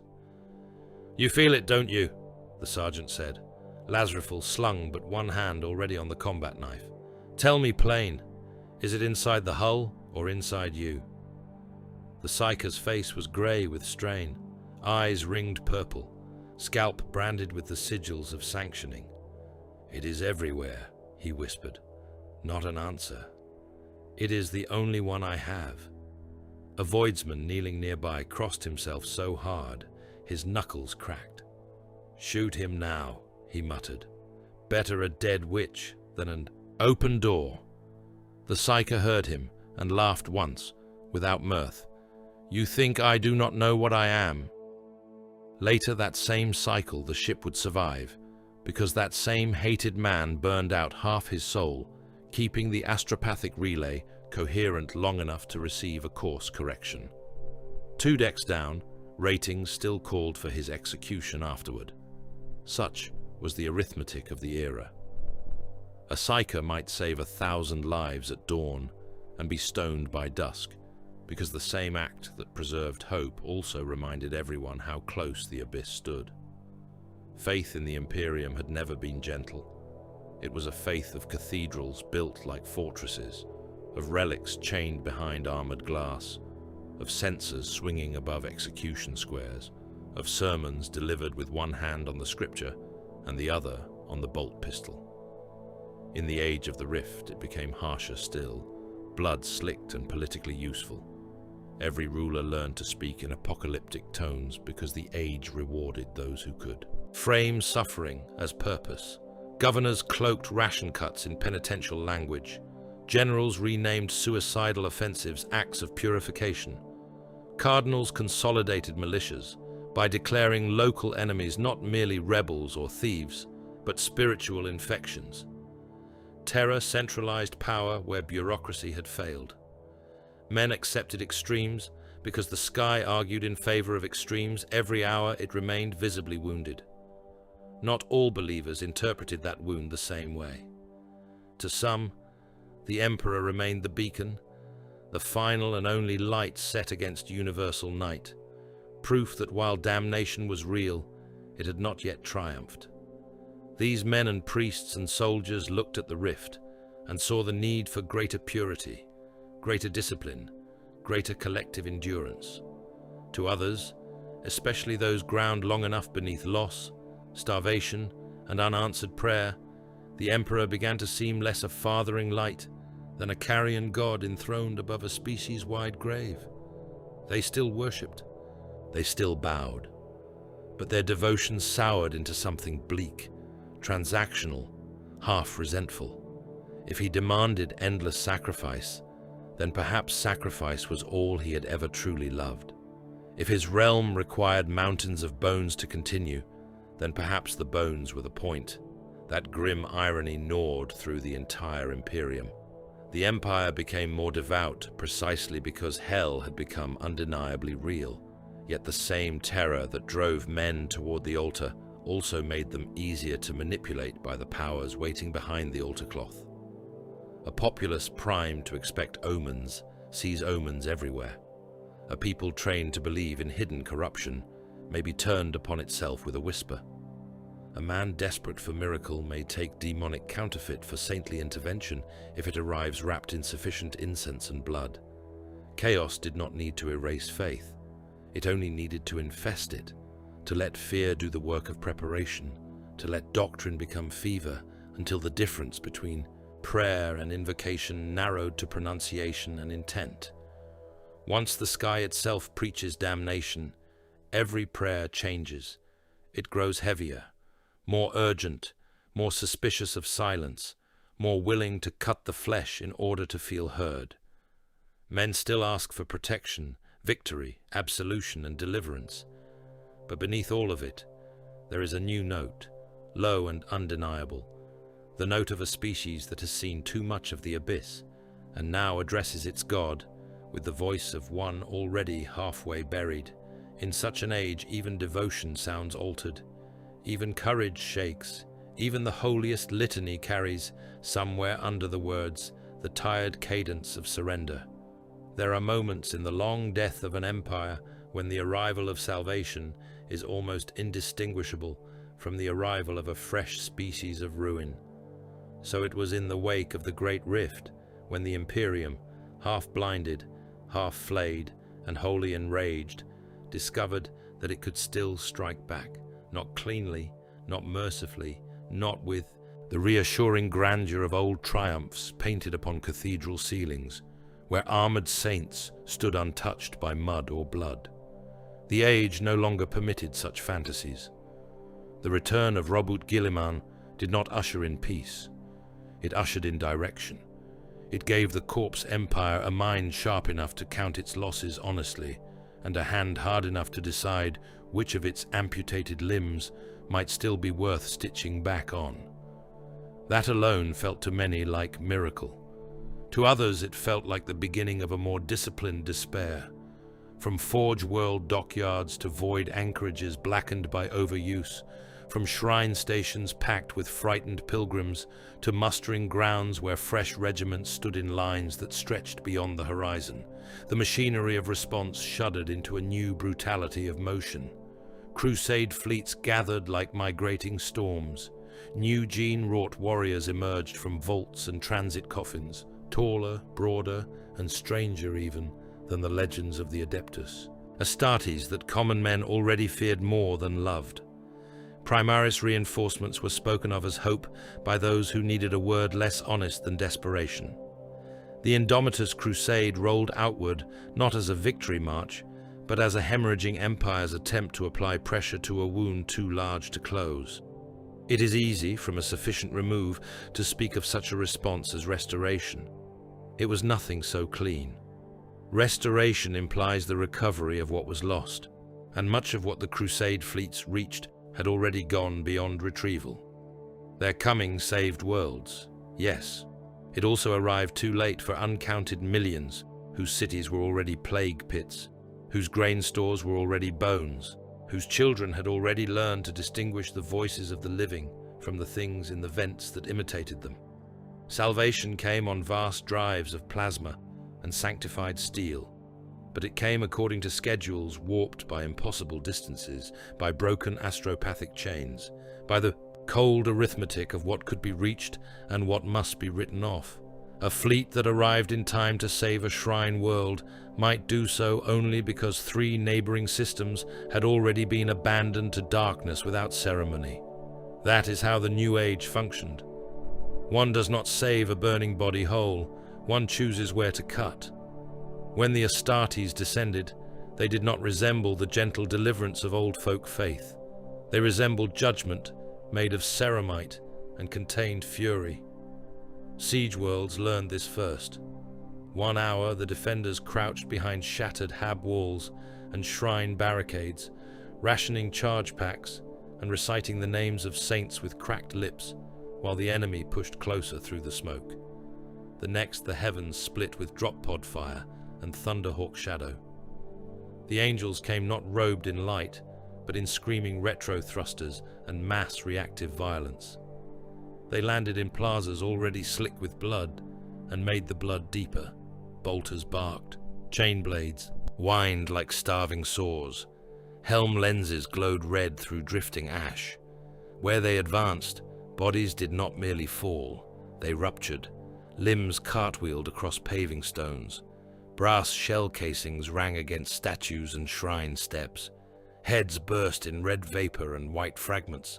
Men trapped between the defenders they had once mocked and the transhuman executioners falling from the sky discovered that rescue in the Imperium is frequently an event. One survives only by remaining lower than the line of fire and more useful than the man beside him. There were worlds where the sight of ultramarines or other sons of the first founding restored order by its mere existence, because myth still has force in a civilization starved of certainty. There were others where the arrival of the space wolves brought a different species of hope, one wrapped in frost smoke, feral laughter, and an appetite for close slaughter that made even hardened guardsmen stare. Some campaigns of reconquest were conducted with the cold discipline of a surgical excision.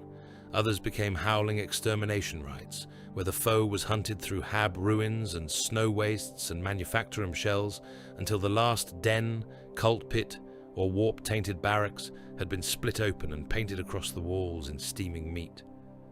The Imperium has room for both methods, because the Imperium is not coherent enough in spirit to favor one face of violence over another. It uses whatever shape of killing seems likely to hold the line for another season. Yet it was never the Astartes alone who bought back worlds. The meat of the response, as ever, was the Astra Militarum. The Guard remained the true currency in which Imperial survival was priced. Every world reclaimed, every orbital plate secured, every void port reopened, every grain route restored at gunpoint was paid for by trenches full of exploded men and fields sown with uniforms, teeth, and boot soles. The return of order required bodies, and the Imperium has always had bodies in abundance if in nothing else. Regiments were shifted, combined, broken apart, and thrown into fronts barely understood by the clerks dispatching them. Supply chains were stitched together from prayer, salvage, threat, and the stubborn refusal of quartermasters to admit the figures could no longer possibly balance. Whole offensives hinged upon whether one convoy of Prometheum tankers could survive translation. Whole sectors held because a single Munitorum adept lied on his tallies long enough to keep ammunition flowing to the right front before anyone higher noticed the theft. For the common guardsman, the Indomitus age did not feel like rebirth. It felt like being ordered into a wider grave with better speeches. He marched through cities where the local population knelt and wept at the sight of imperial banners, only to be screened at gunpoint an hour later for signs of taint. He relieved besieged habstacks, and then spent the next week burning out the lower levels, because the Auspex teams found contamination in the crawl spaces. He watched the Astartes kill with impossible speed, and thought, not without reason, that if such beings ever turned fully upon the men they nominally protected, there would be no meaningful distinction left between liberation and massacre. The Mechanicus saw the same wars through colder lenses. For them, the Great Rift had imposed not only spiritual crisis, but production crisis on a scale bordering the blasphemous. Forge reallocations had to be made. Emergency patterns were sanctioned. Shipyards groaned beneath impossible strain as hulls damaged in one campaign were turned around barely blessed for the next. Sacred inventories were cannibalized. Replacement parts intended for one subsector were diverted to another by the logic of immediate strategic necessity and the older, uglier logic of who still possessed enough clout to demand priority. Magi did not speak of hope. They spoke of output, preservation indices, fuel scarcity, plasma coil depletion, reactor fatigue, manufacturum purity drift, and acceptable sectors of abandonment. To the priesthood of Mars, the great question was never whether all worlds could be saved. It was which worlds justified the resource cost of attempting salvation, and which had already crossed the invisible line into profitable cremation. That cold arithmetic governed more of the age than the propaganda ever admitted. Crusade doctrine might speak of reconquest, renewal, and the restoration of the Emperor's domain, but every fleet master, every senior logistician, every hard-eyed Primarch's adjutant knew the uglier truth. Many victories would consist not of rescue, but of containment. A task force might break the back of a traitor uprising, only to discover the cities already emptied, the Hab populations already corrupted beyond any sane hope of sorting loyal from damned. In such places, the victory condition shrank until it could fit inside the chambers of a torpedo, tube, or the spread radius of a cleansing flame front. Controlled cremation, area denial, purge and quarantine. Such phrases sound clinical in dispatches. On the ground, they meant men with flamers moving through apartment blocks, while screams carried down the stairwells. They meant mass graves bulldozed into parade squares. They meant ash settling on statues, whose outstretched hands were still sculpted in blessing. This is the part the saved rarely speak of with gratitude. Liberation in the age of the Rift could look monstrous from below. Orbital bombardments smashed districts supposedly held for later recovery because no one could risk the infestation spreading beyond the perimeter. Virus purges were whispered about in systems where the official archives later claimed only localized unrest. Sanctioned burnings became civic policy. Whole populations were lined up for screening beneath Auspex arches and Psychana scrutiny, each man knowing that the slightest anomaly in breath, pulse, blood chemistry, or dream residue might see him dragged behind a canvas sheet and shot without further appeal. Summary executions became logistical efficiency. Better 10,000 dead now than 1 million later, said the officers. Better a city blackened from orbit than a sector overrun, said the admirals. Better screams today than demon choirs tomorrow, said the priests. They were often correct. That did not make the smell any cleaner. Even so, the Imperium could still hit with tremendous force. That fact must be granted, because to deny it would be to misunderstand why mankind endured at all. Fleets still burned enemy armadas out of the void. Titan maniples still turned corrupted bastions into expanding fields of molten rubble. Astartes' spearheads still shattered heretic empires before they could thicken properly around their new altars. Guard armies still occupied continents through sheer stubborn mass and the relentless multiplication of trenches. The empire was wounded, but it retained claws large enough to tear worlds open. Yet every blow it struck came from a body already bleeding out through 1,000 other rents. Every offensive was launched by an institution starving somewhere else. Every reclaimed road meant another route gone unguarded. Every saved shrine meant another agri world left to wither. Every victorious fleet left dry docks emptier, crews thinner, machine spirits more strained, and the next emergency harder to answer. This was the central contradiction of the war without dawn. The forces trying to save mankind often looked, sounded, and smelled like the end of mankind. Their ships darkened the sky before the bombardment. Their tanks churned refugee corpses into the mud while racing to seal the breach.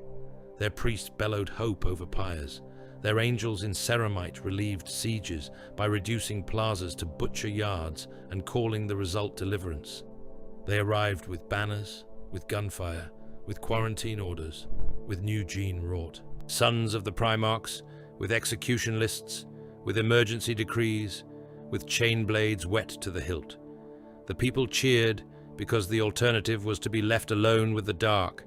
The people trembled because from street level it was often difficult to tell whether the thunder coming down from orbit meant rescue, punishment, or merely the Imperium reminding its own subjects that survival and terror had always been administered by the same mailed hand. The opening of the Great Rift did not create hunger in the galaxy. Hunger had always been there. It had worn many faces long before the wound tore the heavens raw. It had come draped in scripture, wrapped in living metal, roaring for battle, or drifting in the void behind clouds of feeder spores and the silence of consumption. The mistake is to imagine that the bleeding of the sky birthed new monsters. It did something more dangerous. It fed the old ones. It widened the kill ground. It filled the air with weakness, confusion, isolation, and spiritual carrion. It made the galaxy smell wounded, and every predator in creation smelled it at once. Chaos needed the New Age least, because chaos had never required permission to exist. It had whispered into dreams, into command errors, into bloodlines, into sealed archives, and wounded pride for 10,000 years and more.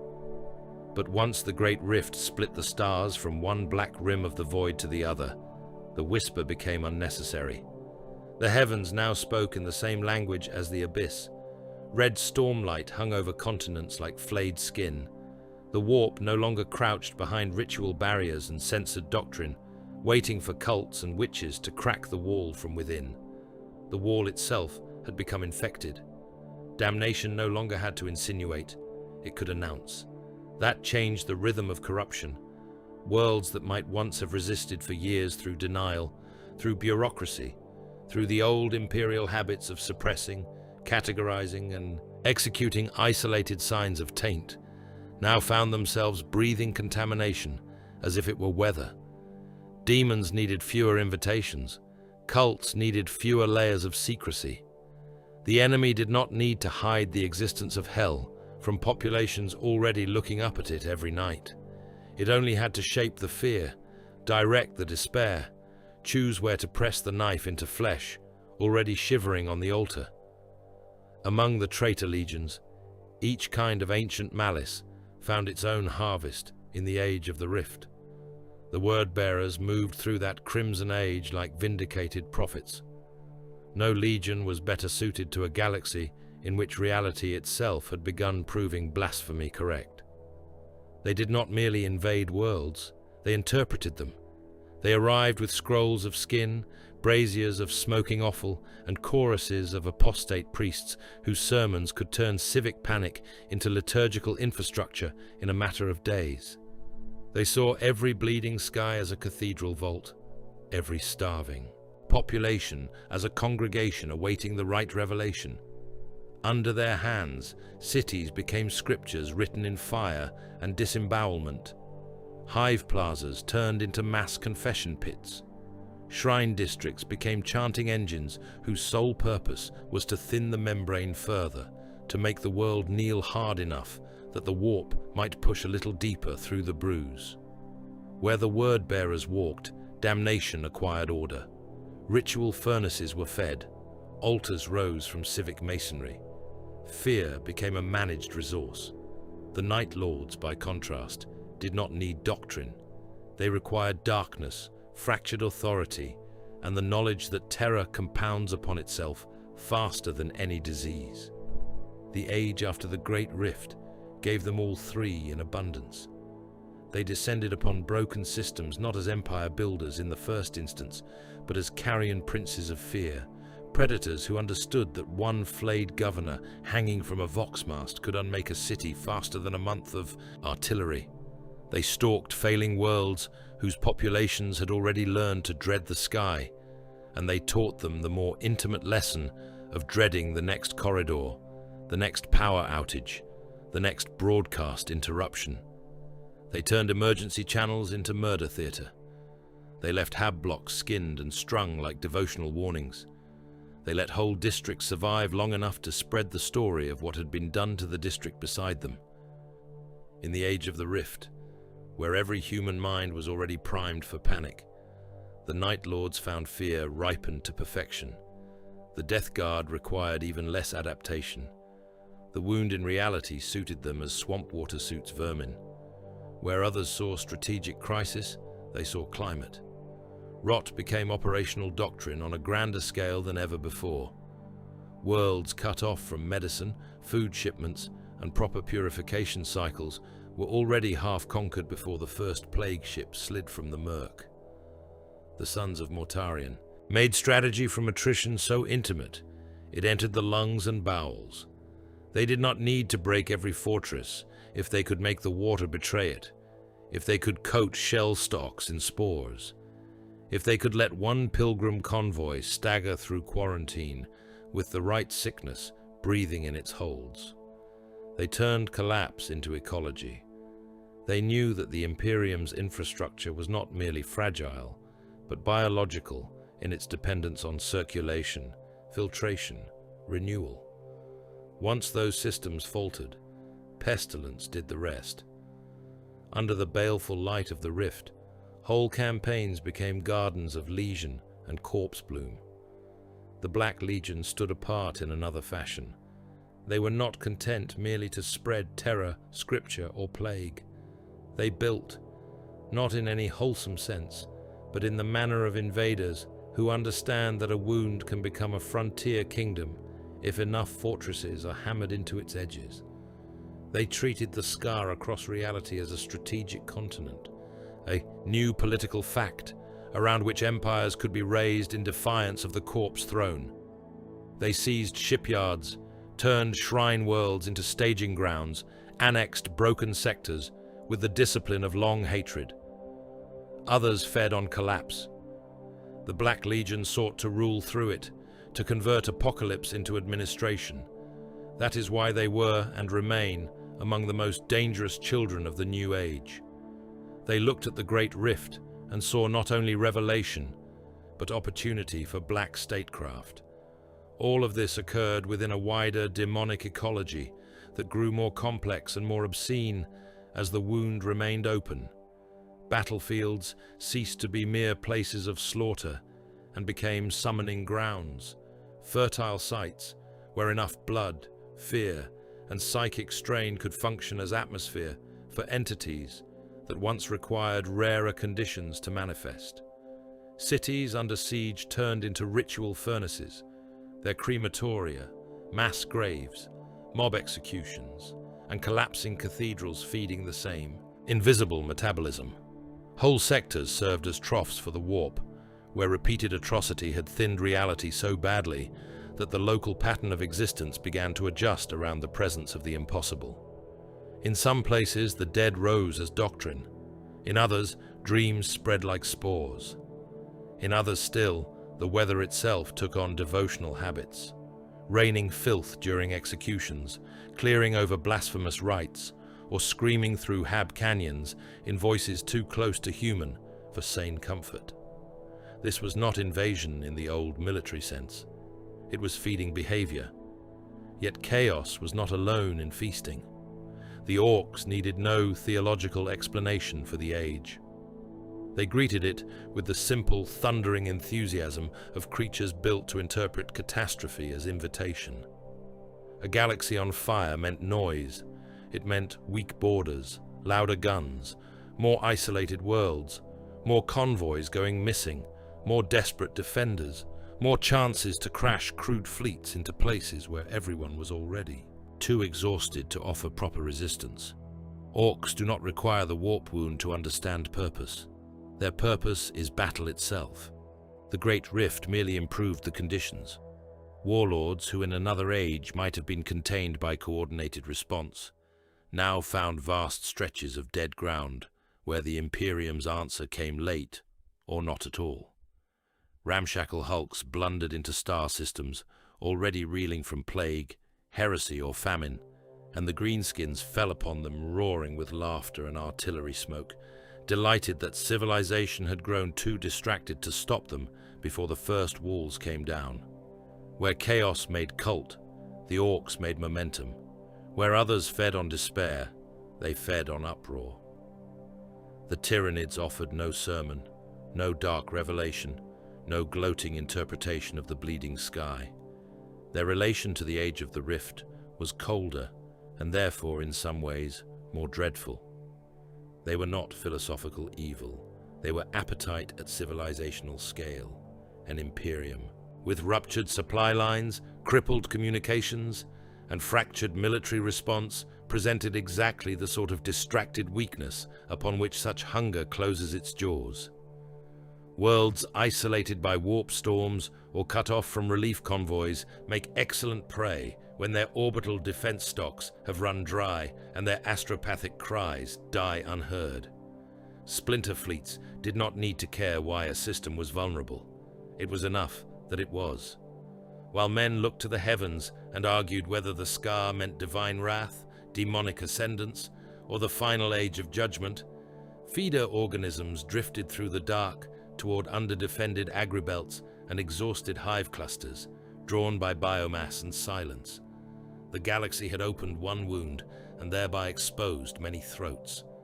The Necrons were among the few powers for whom the Great Rift represented not opportunity in the usual sense, but intolerable contamination.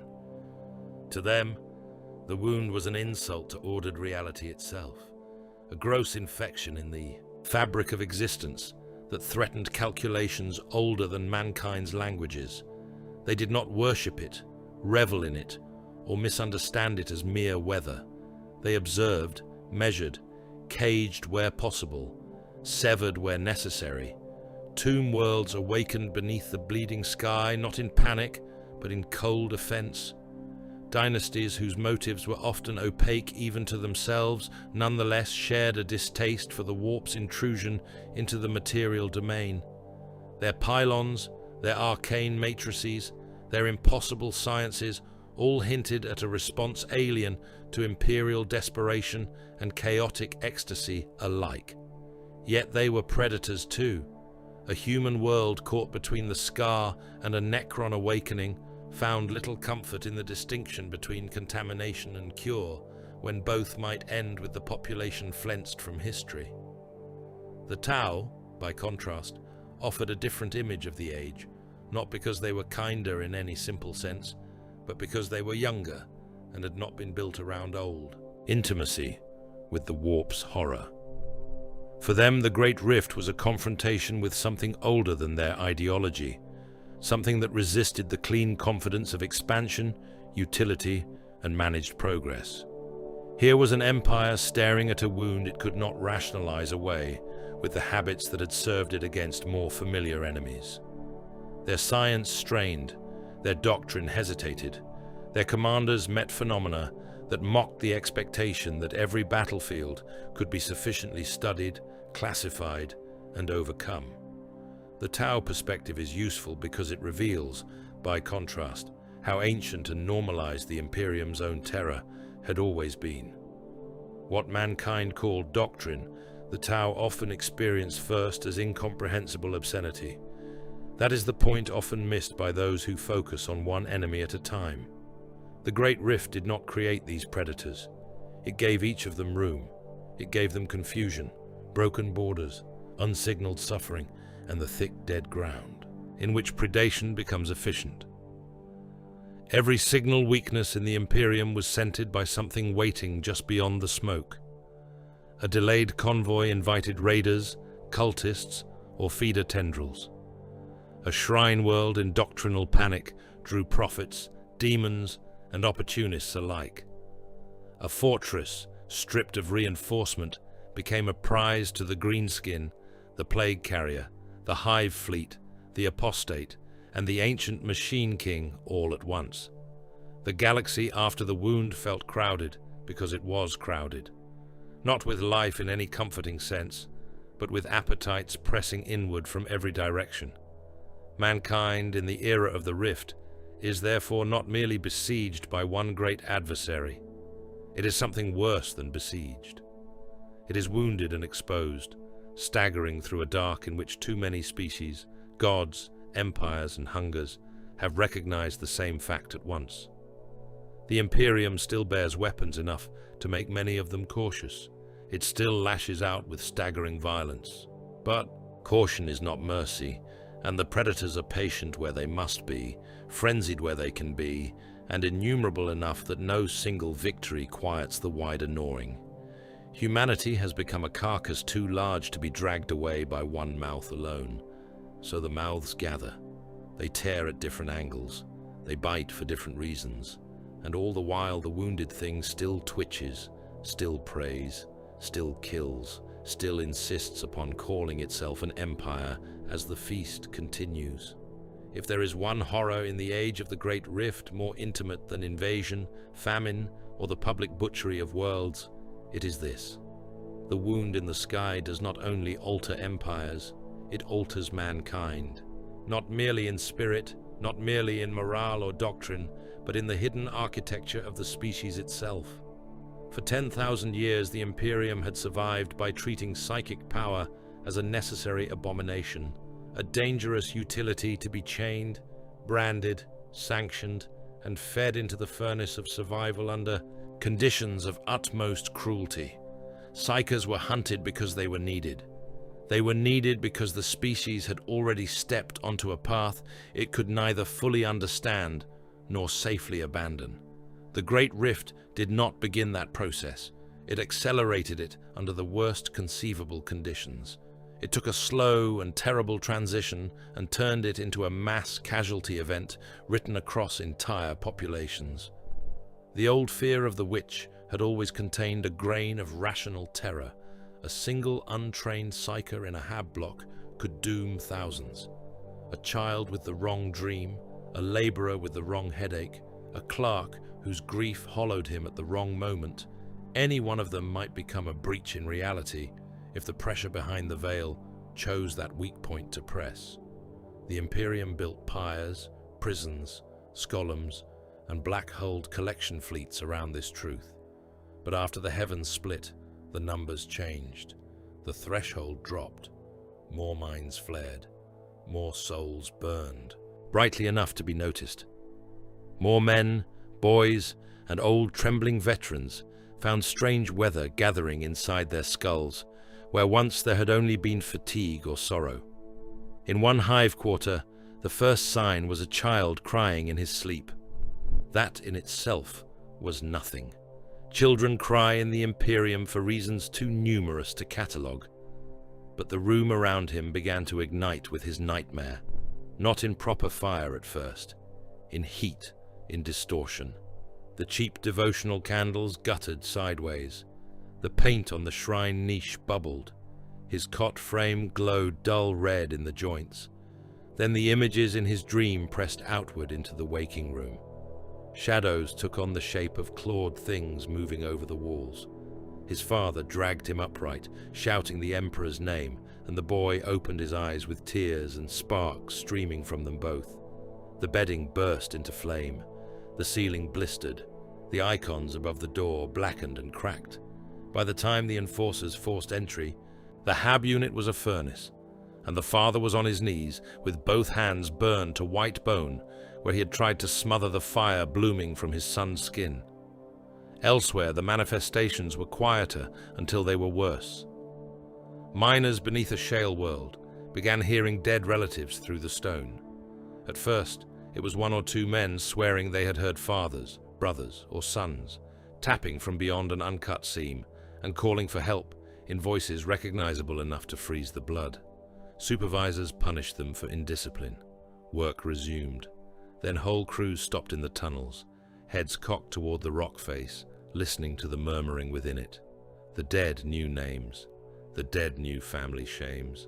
The dead knew the hidden places where keepsakes had been buried years earlier in grief. One shift gang dug through 40 meters of slate with bleeding hands and snapped drill bits because a man's long-deceased brother kept telling him he was cold and only a few meters away.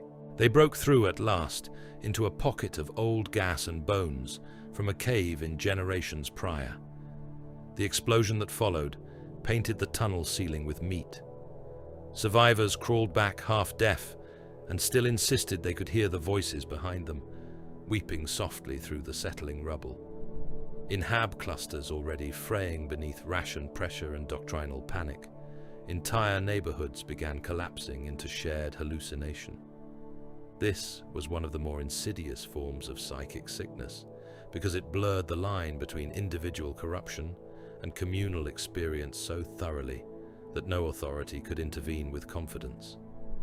Hundreds of residents might report the same impossible sight: a procession of faceless mourners crossing the courtyard at dusk, blood running from dry taps that later tasted normal, the same headless figure standing at the end of every corridor, the same sound of wet chewing inside the walls. Sometimes these shared visions remained only visions, and no one could tell whether that was better. Sometimes they acquired consequences. Panic stampedes trampled the weak to pulp because everyone in a tower block swore the floors were melting. Enforcers emptied whole charge packs into stairwells crowded with screaming citizens convinced something immense was climbing toward them from below. In one Manufactorum Hab cluster, the population woke from a collective dream of drowning and found that every resident on the lower levels had clawed at his own throat during sleep, nails buried so deep that the corridors were slick with blood by morning. The Great Rift did not simply increase psychic power. That is the lazy version of the truth, the kind of simplification repeated by frightened officers who want the problem to fit into a sentence. It increased exposure. More souls burned brightly enough to be seen from the other side. More minds leaked into the warp and drew answering pressure back.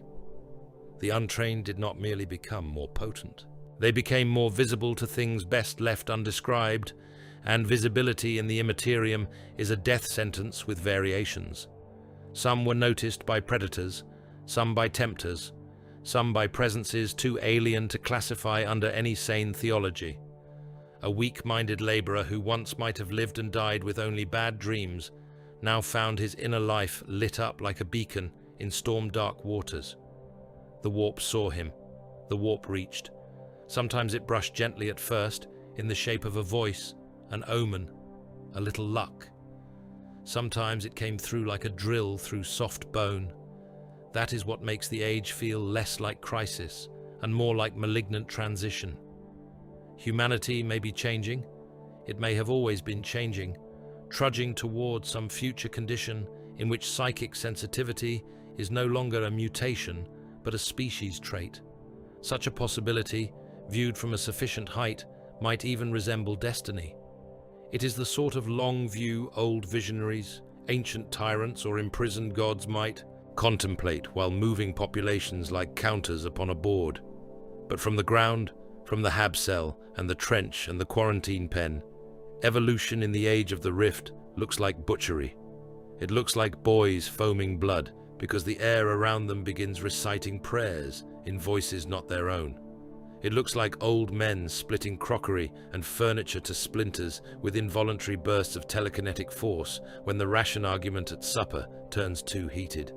It looks like skulls unable to contain what is trying to come through them. The black ships could not keep pace. They had never been merciful, but they had once at least been systematic. Their coming was terror wrapped in necessity, the collection of the witch marked, the useful damned, the dangerous children, the blind seers, the screamers, the ones whose neighbors had reported strange light under the door or strange animals gathering outside the hab at night. In the age after the wound, there were too many. Worlds signaling emergence. Too many local officials begging for extraction priorities. Too many astropathic fragments speaking of mass manifestations, of schools burned down, of pilgrim ships whose holds had become choirs of uncontrolled Psychoner. Some systems saw no black ship for years. Others received one only after enforcers and mob justice had already thinned the suspected down to smoking pits and nailed bodies. The collection fleets remained terrible. They were also insufficient. The Inquisition fared little better. Its reach is mythic in the frightened mind of the citizen. But even myth has logistics. Inquisitorial sweeps multiplied, but the wound had produced more fires than any hidden order could stamp out. Cells were overrun with denunciations. Entire populations begged for sanctioning teams, exorcists, null contingents, Psychana judges, anything. By the time some task forces arrived, the situation had either rotted into open possession or been solved by local butchery so extreme that only corpses remained to interrogate. The old machinery of containment had been built for outbreaks. The Great Rift had produced a climate. The ordinary citizen understood this only through rumor, doctrine, and whatever horror had manifested close enough to smell.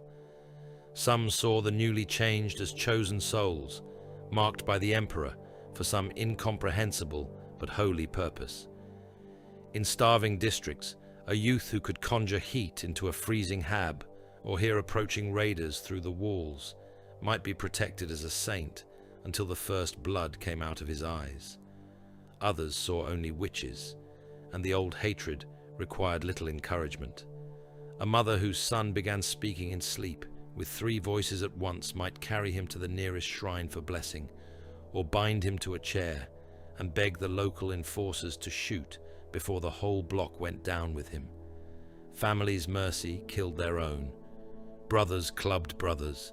Fathers smothered children with shaking hands while whispering the catechisms of forgiveness because they had seen what happened in the next district when one gifted child was allowed to live long enough to scream properly.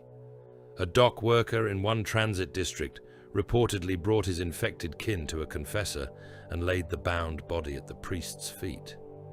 "He still knows me," the worker said, eyes red raw from sleeplessness. Sometimes he asks for water in his own voice. The priest stared down at the shivering shape. Beneath the ropes, the young man's limbs jerked in unnatural rhythm, as though someone else was trying different postures inside him. And when he does not, the worker's mouth twitched. Then the walls answer him. The priest did not speak for a long time. Outside, the line of the waiting stretched around the chapel block, each family clutching a relative or a confession. At dawn, the priest said at last. The worker nodded, as though hearing sentence and mercy at once. The ugliness of this crisis grows worse when one considers the possibility beneath it. If mankind's future does lie in psychic ascension, if some hidden logic of the species drives it toward greater soul fire, then the Great Rift may be functioning like a torture engine, forcing that development under battlefield conditions. The old long view, the dream of humanity transformed into something greater, becomes almost obscene when measured against the present evidence. Because nothing about this transition is noble. It is not enlightenment. It is overcrowded habs where men hammer nails through doors to keep in the sound of a relative chanting in impossible tongues. It is regiment barracks where the lucky are shot early and the unlucky are taken for testing. It is Skolem dormitories burned with the students still inside because 3 of them started levitating in their sleep, and the overseers decided no further risk could be tolerated, and the flesh pays close. Tongues blacken from forbidden speech, as though the language itself chars the meat that carries it. Eyes boil in their sockets when warp light pushes too hard from behind, running down cheeks in gelatinous streams while the victim continues to stare somehow through the empty sockets. Veins stand out in luminous blue and purple tracery before bursting under the skin. Teeth split with the pressure of words never meant for human mouths. There are cases of uncontrolled force caving a skull from within, the cranium parting along hairline sutures as though an invisible wedge were being hammered upward by a frantic god. In one mass possession event, recorded only in fragments, a Hab preacher's forehead opened vertically while he was still blessing the crowd, and a white fire poured out through the crack, taking the eyes and nose of those nearest before the enforcers raked the room with gunfire. Such deaths are not clean. They are wet, close, humiliating. They happen in kitchens, infirmaries, schoolrooms, shrine queues, troop transports. The psychic sickness of mankind does not respect stagecraft. It spills its gore in the ordinary places where life had once tried to continue. And the Imperium is structurally incapable of meeting such a crisis humanely. That is perhaps the most damning truth of all. There is no broad, compassionate apparatus ready to receive the newly altered, to sort danger from possibility without terror, to care for the afflicted while protecting the innocent. The Imperium has prisons, pyres, null cells, execution squads, electro-scourges, sanctioning brands, confession pits, and transport holds. It has militarized responses because it is a militarized civilization. It has punitive institutions because punishment is one of the few languages it speaks fluently across distance. So every solution comes soaked in fear. Barricades rise, sweeps begin. Families denounce one another preemptively to avoid being denounced first. Arbites crack down, inquisitors cull, black ships harvest are the sane, and the unstable are processed through the same machinery until the distinction matters less than the speed with which one can be chained. What the Great Rift may be doing, therefore, is not merely killing mankind. It may be forcing the species into its next state, while every available structure around that transformation is designed for coercion, panic, and blood. It is dragging humanity through a threshold of soul and power by main force, amid burning shrines, mass possession, state terror, and the constant pressure of the warp leaning closer. With every year the scar remains open. In such a future, ascension is indistinguishable from epidemic. Evolution looks like a city block under quarantine, while screams leak through the bricked windows. The next form of mankind, if it comes, will not come bathed in revelation. It will come through fire, madness, and the unbearable suspicion that the species is being remade, not into what it hoped to become, but into whatever survives being. Broken this way, when Robout Guilliman returned, the Imperium did what it always does when faced with something too large to understand cleanly. It turned the event into symbol before the blood had dried around it. The proclamation spread faster than reason. A living Primarch walked again, a son of the Emperor, not in reliquary memory, not in mural or catechism, but in armor, in command, in wrath, in speech. Across worlds that had not heard a reassuring truth in generations, the news struck like a drug driven into exhausted flesh. Men wept in chapel aisles. Governors ordered fresh banners raised above districts still stinking of cremation smoke. Priests who had spent years preaching endurance without hope now found themselves preaching hope armed with a name. In the barracks of the Astra Militarum, in the strategiums of battered void fleets, in forge annexes where adepts had forgotten the habit of optimism entirely, one thought spread with almost embarrassing speed. Perhaps this changed everything. Perhaps the age of mere survival had ended. Perhaps a mind from the old days of greatness had returned to impose order upon the nightmare. And in a sense, it had. That is the cruel part. Guilliman matters. He does not matter as fable, but as function. In an empire drowning in contradictory reports, broken roots, paranoid dogma, and panic elevated to policy, strategic clarity is not a luxury. It is life stolen back from chaos in fistfuls. Guilliman brought that clarity.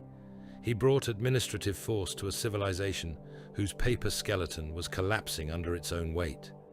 He brought crusade organization on a scale only something transhuman and ancient could even contemplate, let alone enforce. He brought the ability to look at a map half devoured by warp flare, half falsified by outdated data, and still derive campaigns from it. He brought Primaris reinforcements, new blades for old wars, fresh muscle where the Imperium had been rotting in place. He brought something perhaps even more valuable than military mass. He brought psychological structure. A living Primarch is not merely a commander. He is proof to a frightened species that the age of legends can still intrude physically upon the present. That matters when men are already half convinced they live in a universe abandoned by all sane authority. A guardsman standing in a ruined transport yard under rain thick with ash may not understand fleet doctrine, gene-wrought revision, or the politics of ancient terror. But he understands the difference between rumor and embodiment. He understands that if one of the Emperor's sons still walks the stars, then perhaps the stars have not yet been wholly forfeited. The official triumphal language wrote itself. The sun returns, the realm endures, the crusade advances, the avenging sun restores what was lost. The machine of empire, ever hungry for symbols to bolt onto its own failing frame, seized upon him with a fervor not entirely distinguishable from desperation. Parades were held on worlds barely saved from revolt. Basilica bells rang over city districts where plague ash still drifted along the gutters. Statues rose before the reconstruction teams had finished pulling corpses from under the ferrocrete slabs. The image was clear and useful. A demigod had come back to lead. The age of drift had ended. And yet one demigod with fleets cannot stitch closed a wound that runs not only across the galaxy, but through the human soul. This is where the lie of salvation begins. Not because Guilliman is false, nor because his labor is small, but because the scale of the horror beneath him remains greater than any single will can master. The Great Rift is not a rebellious province. It is not a temporary military imbalance to be solved by concentration of force and administrative reform. It is a metaphysical rupture, a condition of contamination, a civilizational hemorrhage that has entered logistics, theology, memory, biology, and thought itself. Gilliman can direct the blade. He cannot cauterize the cosmos. He can organize the response. He cannot restore innocence to a species that has looked directly at hell and found its own reflection there. So the contradiction deepens. On one world, rescued by crusade fleets and reinforced by Primaris strike forces, the streets fill with banners and vox hymns praising renewal. Children are marched in orderly lines to witness the passing of armored giants. Grain convoys finally arrive. The local cardinal gives thanks before a repaired altar. The governor recites oaths of renewed service under the Primarch's distant authority. But while the parade drums still echo through the city, a neighboring system is already screaming into the warp for aid that will not come in time. A shrine moon has fallen silent.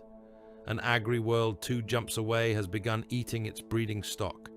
Somewhere else, an astropathic relay transmits nothing but static and one sobbing voice, repeating the same coordinates until the blood vessels in the sender's brain burst. Triumph in one place does not silence the galaxy. It only illuminates how many places remain outside reach. That burden sits at the heart of command in this age. Every victory is purchased not only in blood, but in a mission. To save one world is to choose where not to go. To prioritize one crusade vector is to condemn another to thinner support. To reinforce a fortress sector is to let some petition for relief rot unanswered in a data vault. The age of the rift makes murderers of logisticians and fatalists of saints. High Command no longer asks only how to win. It asks which losses can be survived politically, spiritually, or administratively. Which populations may be written off as ash without breaking the wider structure. Which worlds must be treated as already dead, though they still transmit pleas in living voices. One can imagine the old heroic myths shattering under that arithmetic. But in truth, the Imperium is too used to atrocity for the myth to shatter fully. It merely becomes more honest in private. The horror of bureaucracy rises here like a second front. Maps are rewritten weekly and still remain obsolete on completion. Tithe forecasts become indecent fantasies. Supply estimates mean nothing because the route exists on parchment and not in reality. Records contradict one another with such savagery that entire campaigns are planned on the basis of information already rendered false by time distortion, local collapse, or simple silence. A world listed as productive may already be a pyre. A fleet marked en route may have emerged 80 years late or not at all. Crusade gains are devoured by fresh disasters faster than celebratory communiques can be archived. Clerks go blind at their desks, trying to reconcile shipping data from sectors where causality itself has grown unreliable. Administratum halls pile high with sealed requests bearing stamps of urgency from systems no one can currently locate. The old imperial talent for drowning reality under paper does not cease. It merely becomes grotesque. Men in robes continue to number the dead while the categories rot under their hands. There is a special despair in watching a civilization try to keep proper records of its own disintegration. Gilliman understands this, which is perhaps why his hope feels so unlike comfort. It comes armored, exhausted, and compromised. He offers direction, not absolution. That is the shape of real leadership in such an age. He can tell the Empire where to lean its failing mass. He can cut away dead tissue, establish priorities, bully old institutions into temporary usefulness, and remind warriors and bureaucrats alike that drift is not the same as fate. But he cannot make the age clean. He cannot deliver the sentimental salvation the people crave, because there is no version of salvation available to mankind that does not arrive drenched in compromise. Even the best hope the Imperium can field comes with torch orders, cull directives, enforced compliance, and the certainty that millions will not live to see the next phase of the plan.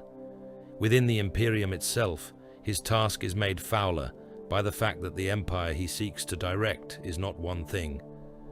It is a nest of competing sanctities, grudges, prerogatives, and institutional madnesses lashed together by terror and tradition. Dogma resists him, because dogma resists everything not already embalmed into ritual. Political inertia resists him, because even apocalypse cannot fully dislodge the bureaucrat's love of precedent. Ecclesiarchal pressure coils around every reform, demanding the preservation of authority draped in piety. The Mechanicus offers support through filters of caution, secrecy, and old machine interest. Space Marine chapters remain chapters, not regiments, each proud enough to hear command as suggestion where convenient. Regional desperation twists even loyal governors into selfish calculations. A Primarch may issue orders. The Imperium still receives them through 10,000 cracked channels full of fear, pride, and doctrinal rot. This does not diminish heroism. It makes heroism tragic. That distinction matters. To say that Guilliman cannot solve the underlying horror is not to sneer at the labor of those who follow him, nor to reduce their victories to irrelevance. A city relieved is still relieved. A convoy that arrives in time still feeds the living. A bastion reinforced still holds another season. A world reclaimed from heresy still denies the enemy a shrine, a port, a harvest, a population. These things matter tremendously to those who survive because of them. But in the age of the Rift, heroism functions mostly as delay. It pushes the dark back a little. It buys a few more years for a sector, a few more breaths for a family, a few more campaigns for a crusade line. It is magnificent precisely because it is so often insufficient. Men perform greatness in order to keep catastrophe from becoming total this week, not because they truly believe catastrophe has been abolished. That is why the official image of salvation feels so dishonest, even when spoken by sincere mouths. Salvation suggests conclusion. It suggests the clean ending of peril, the restoration of right order, the return of meaning to stable foundations. Guilliman offers none of that because none of that exists anymore. What he offers is a harder kind of mercy. He offers coherence in the midst of disintegration. He offers a hand on the tiller of a ship already taking on black water. He offers a campaign map that acknowledges the fire instead of lying about it. He offers a more disciplined arrangement of suffering. On rescued worlds, the crowds still kneel. Priests still proclaim. Commanders still speak of renewal. They are not wholly wrong. Something has returned. Something formidable, ancient, and terribly necessary. But behind every speech stands the same truth. The wound is still open. The sky still bleeds. The records still fail. The routes still vanish. The enemy still breeds in the cracks between every victory. And the empire, though steadied, is still dying in installments. In Warhammer 40,000, that may be the nearest thing to salvation ever granted. Not rescue, not peace, not healing, but the chance to die more slowly and with better organization. The genius of Guilliman, and the tragedy of him, lies in making that seem almost noble. He does not save the Imperium from horror. He teaches it how to continue inside horror with greater structure, harsher discipline, and fewer illusions. In another universe that would be a prelude. Here it is the thing itself. Here, salvation is often just a more disciplined form of dying slowly. To call the Great Rift merely a vast warp storm is to insult the scale of the wound and misunderstand the nature of the age it created. A storm is weather. A storm implies turbulence, danger, interruption, and then, perhaps, a passing. Men can imagine outlasting a storm.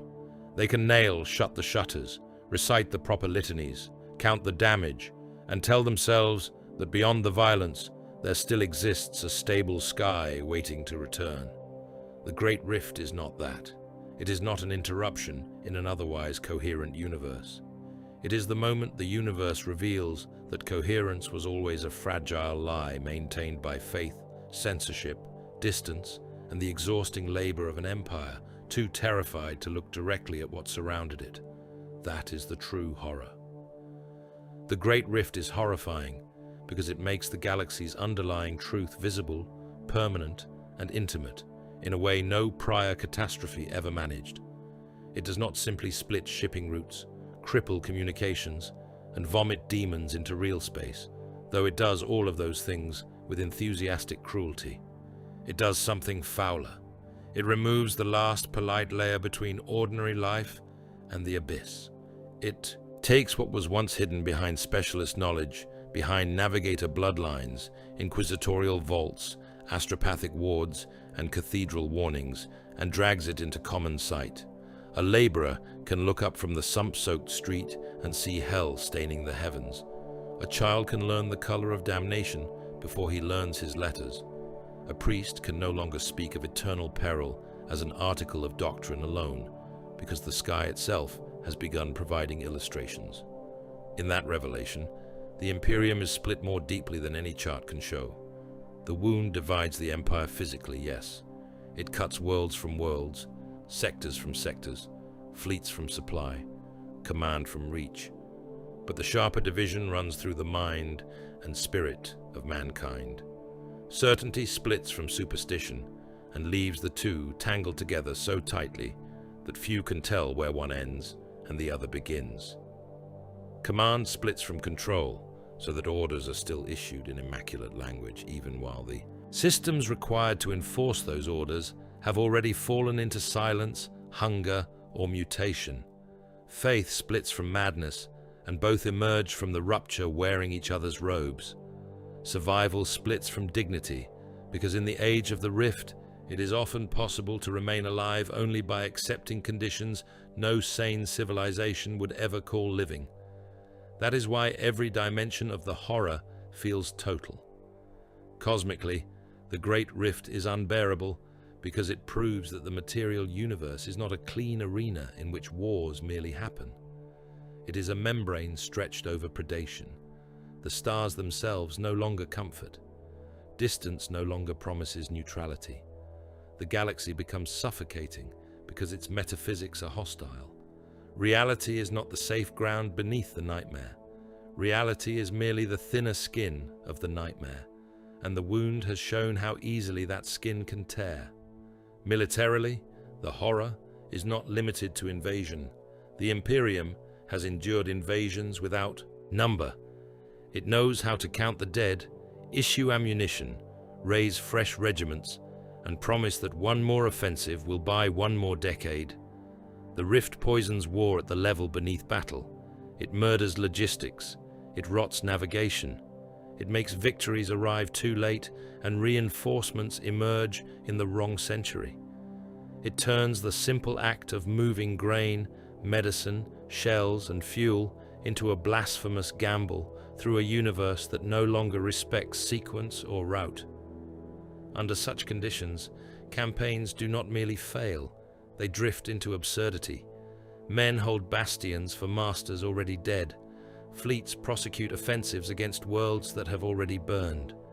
Relief forces arrive to save populations long since eaten, corrupted, or turned into ash by their own governors. Theologically, the wound is even worse. The Imperium had always been a religion of fear, but fear at a remove. The cathedrals were immense, the sermons severe, the punishments exemplary, yet still many could preserve. Inside themselves, the hope that damnation was a distant thing reserved for the exceptionally stained. The Great Rift killed that delusion. Once heaven itself appears rotten, every sermon about judgment becomes environmental description. Men flock to the altar because hell is real. Men burn one another because hell is real. The same proof that strengthens courage also strengthens hysteria. The same revelation that drives some to noble endurance drives others to butcheries performed in the name of purity. Once the sky itself preaches damnation, religion becomes even more useful to power and even more vulnerable to corruption. The line between saint and fanatic, martyr and victim, miracle and possession grows so thin it might as well be cut open. Administratively, the Great Rift exposes a humiliating truth the Imperium had always hidden beneath monumental architecture and military pomp. The Empire survives by paperwork, maintenance, shipping, rationing, purification cycles, replacement, parts, and the 1,000 ugly civic functions no mural ever honors. Beneath the colossal rituals and iron myths, mankind's dominion was always more fragile than it liked to believe. When the wound opens, ledgers stop matching reality. Tithes become fantasies. Water reclamation fails. Crop transfers fail. Census data becomes a record of ghosts. Whole worlds do not die because of glorious last stands. They die because the convoy did not arrive, the Medicae stock ran dry, the purifier shrine broke. The astropath screamed his eyes out, and the next level of government up the chain no longer existed in any practical sense. Civilization rots from the inside out, not only because the enemy attacks, but because the systems that made survival possible were never sacred enough to be cherished until they were gone. Bodily, the wound is intimate in the most obscene way. Flesh no longer behaves as flesh ought. Skin opens into symbols. Eyes fill with warp light. Old scars sprout teeth. The dead whisper before dying. Dreams bruise the body. Matter itself becomes educable to horror. What should be bone becomes altar. What should be wound becomes mouth. What should be sequence becomes fever. This is not mere gore for spectacle, though the age overflows with opened bodies and the smell of hot organs. It is the horror of learning that the body is not secure from meaning, that belief, fear, and contamination can begin writing themselves into meat. Psychically, the Great Rift may be worst of all, because it suggests that mankind is not merely under assault, but under transformation. More souls flare brightly, more minds crack open, more children become fires waiting for air, more citizens hear voices in stone, see impossible processions, or wake speaking in tongues that make their own tongues blacken and split. The old terror of the witch becomes universalized. Anyone might become the breach. Anyone might carry a door inside the skull. Black ships, sanctioning chambers, purges, and mercy killings all become overwhelmed, not because the Imperium lacks cruelty, but because the scale of emergence exceeds the machinery built to manage it. If this is evolution, it is evolution as mass trauma, a species being dragged towards psychic maturity through plague conditions, state terror, and possession. And then there is the civilian horror, which is where the Great Rift becomes impossible to dismiss as mere cosmic spectacle.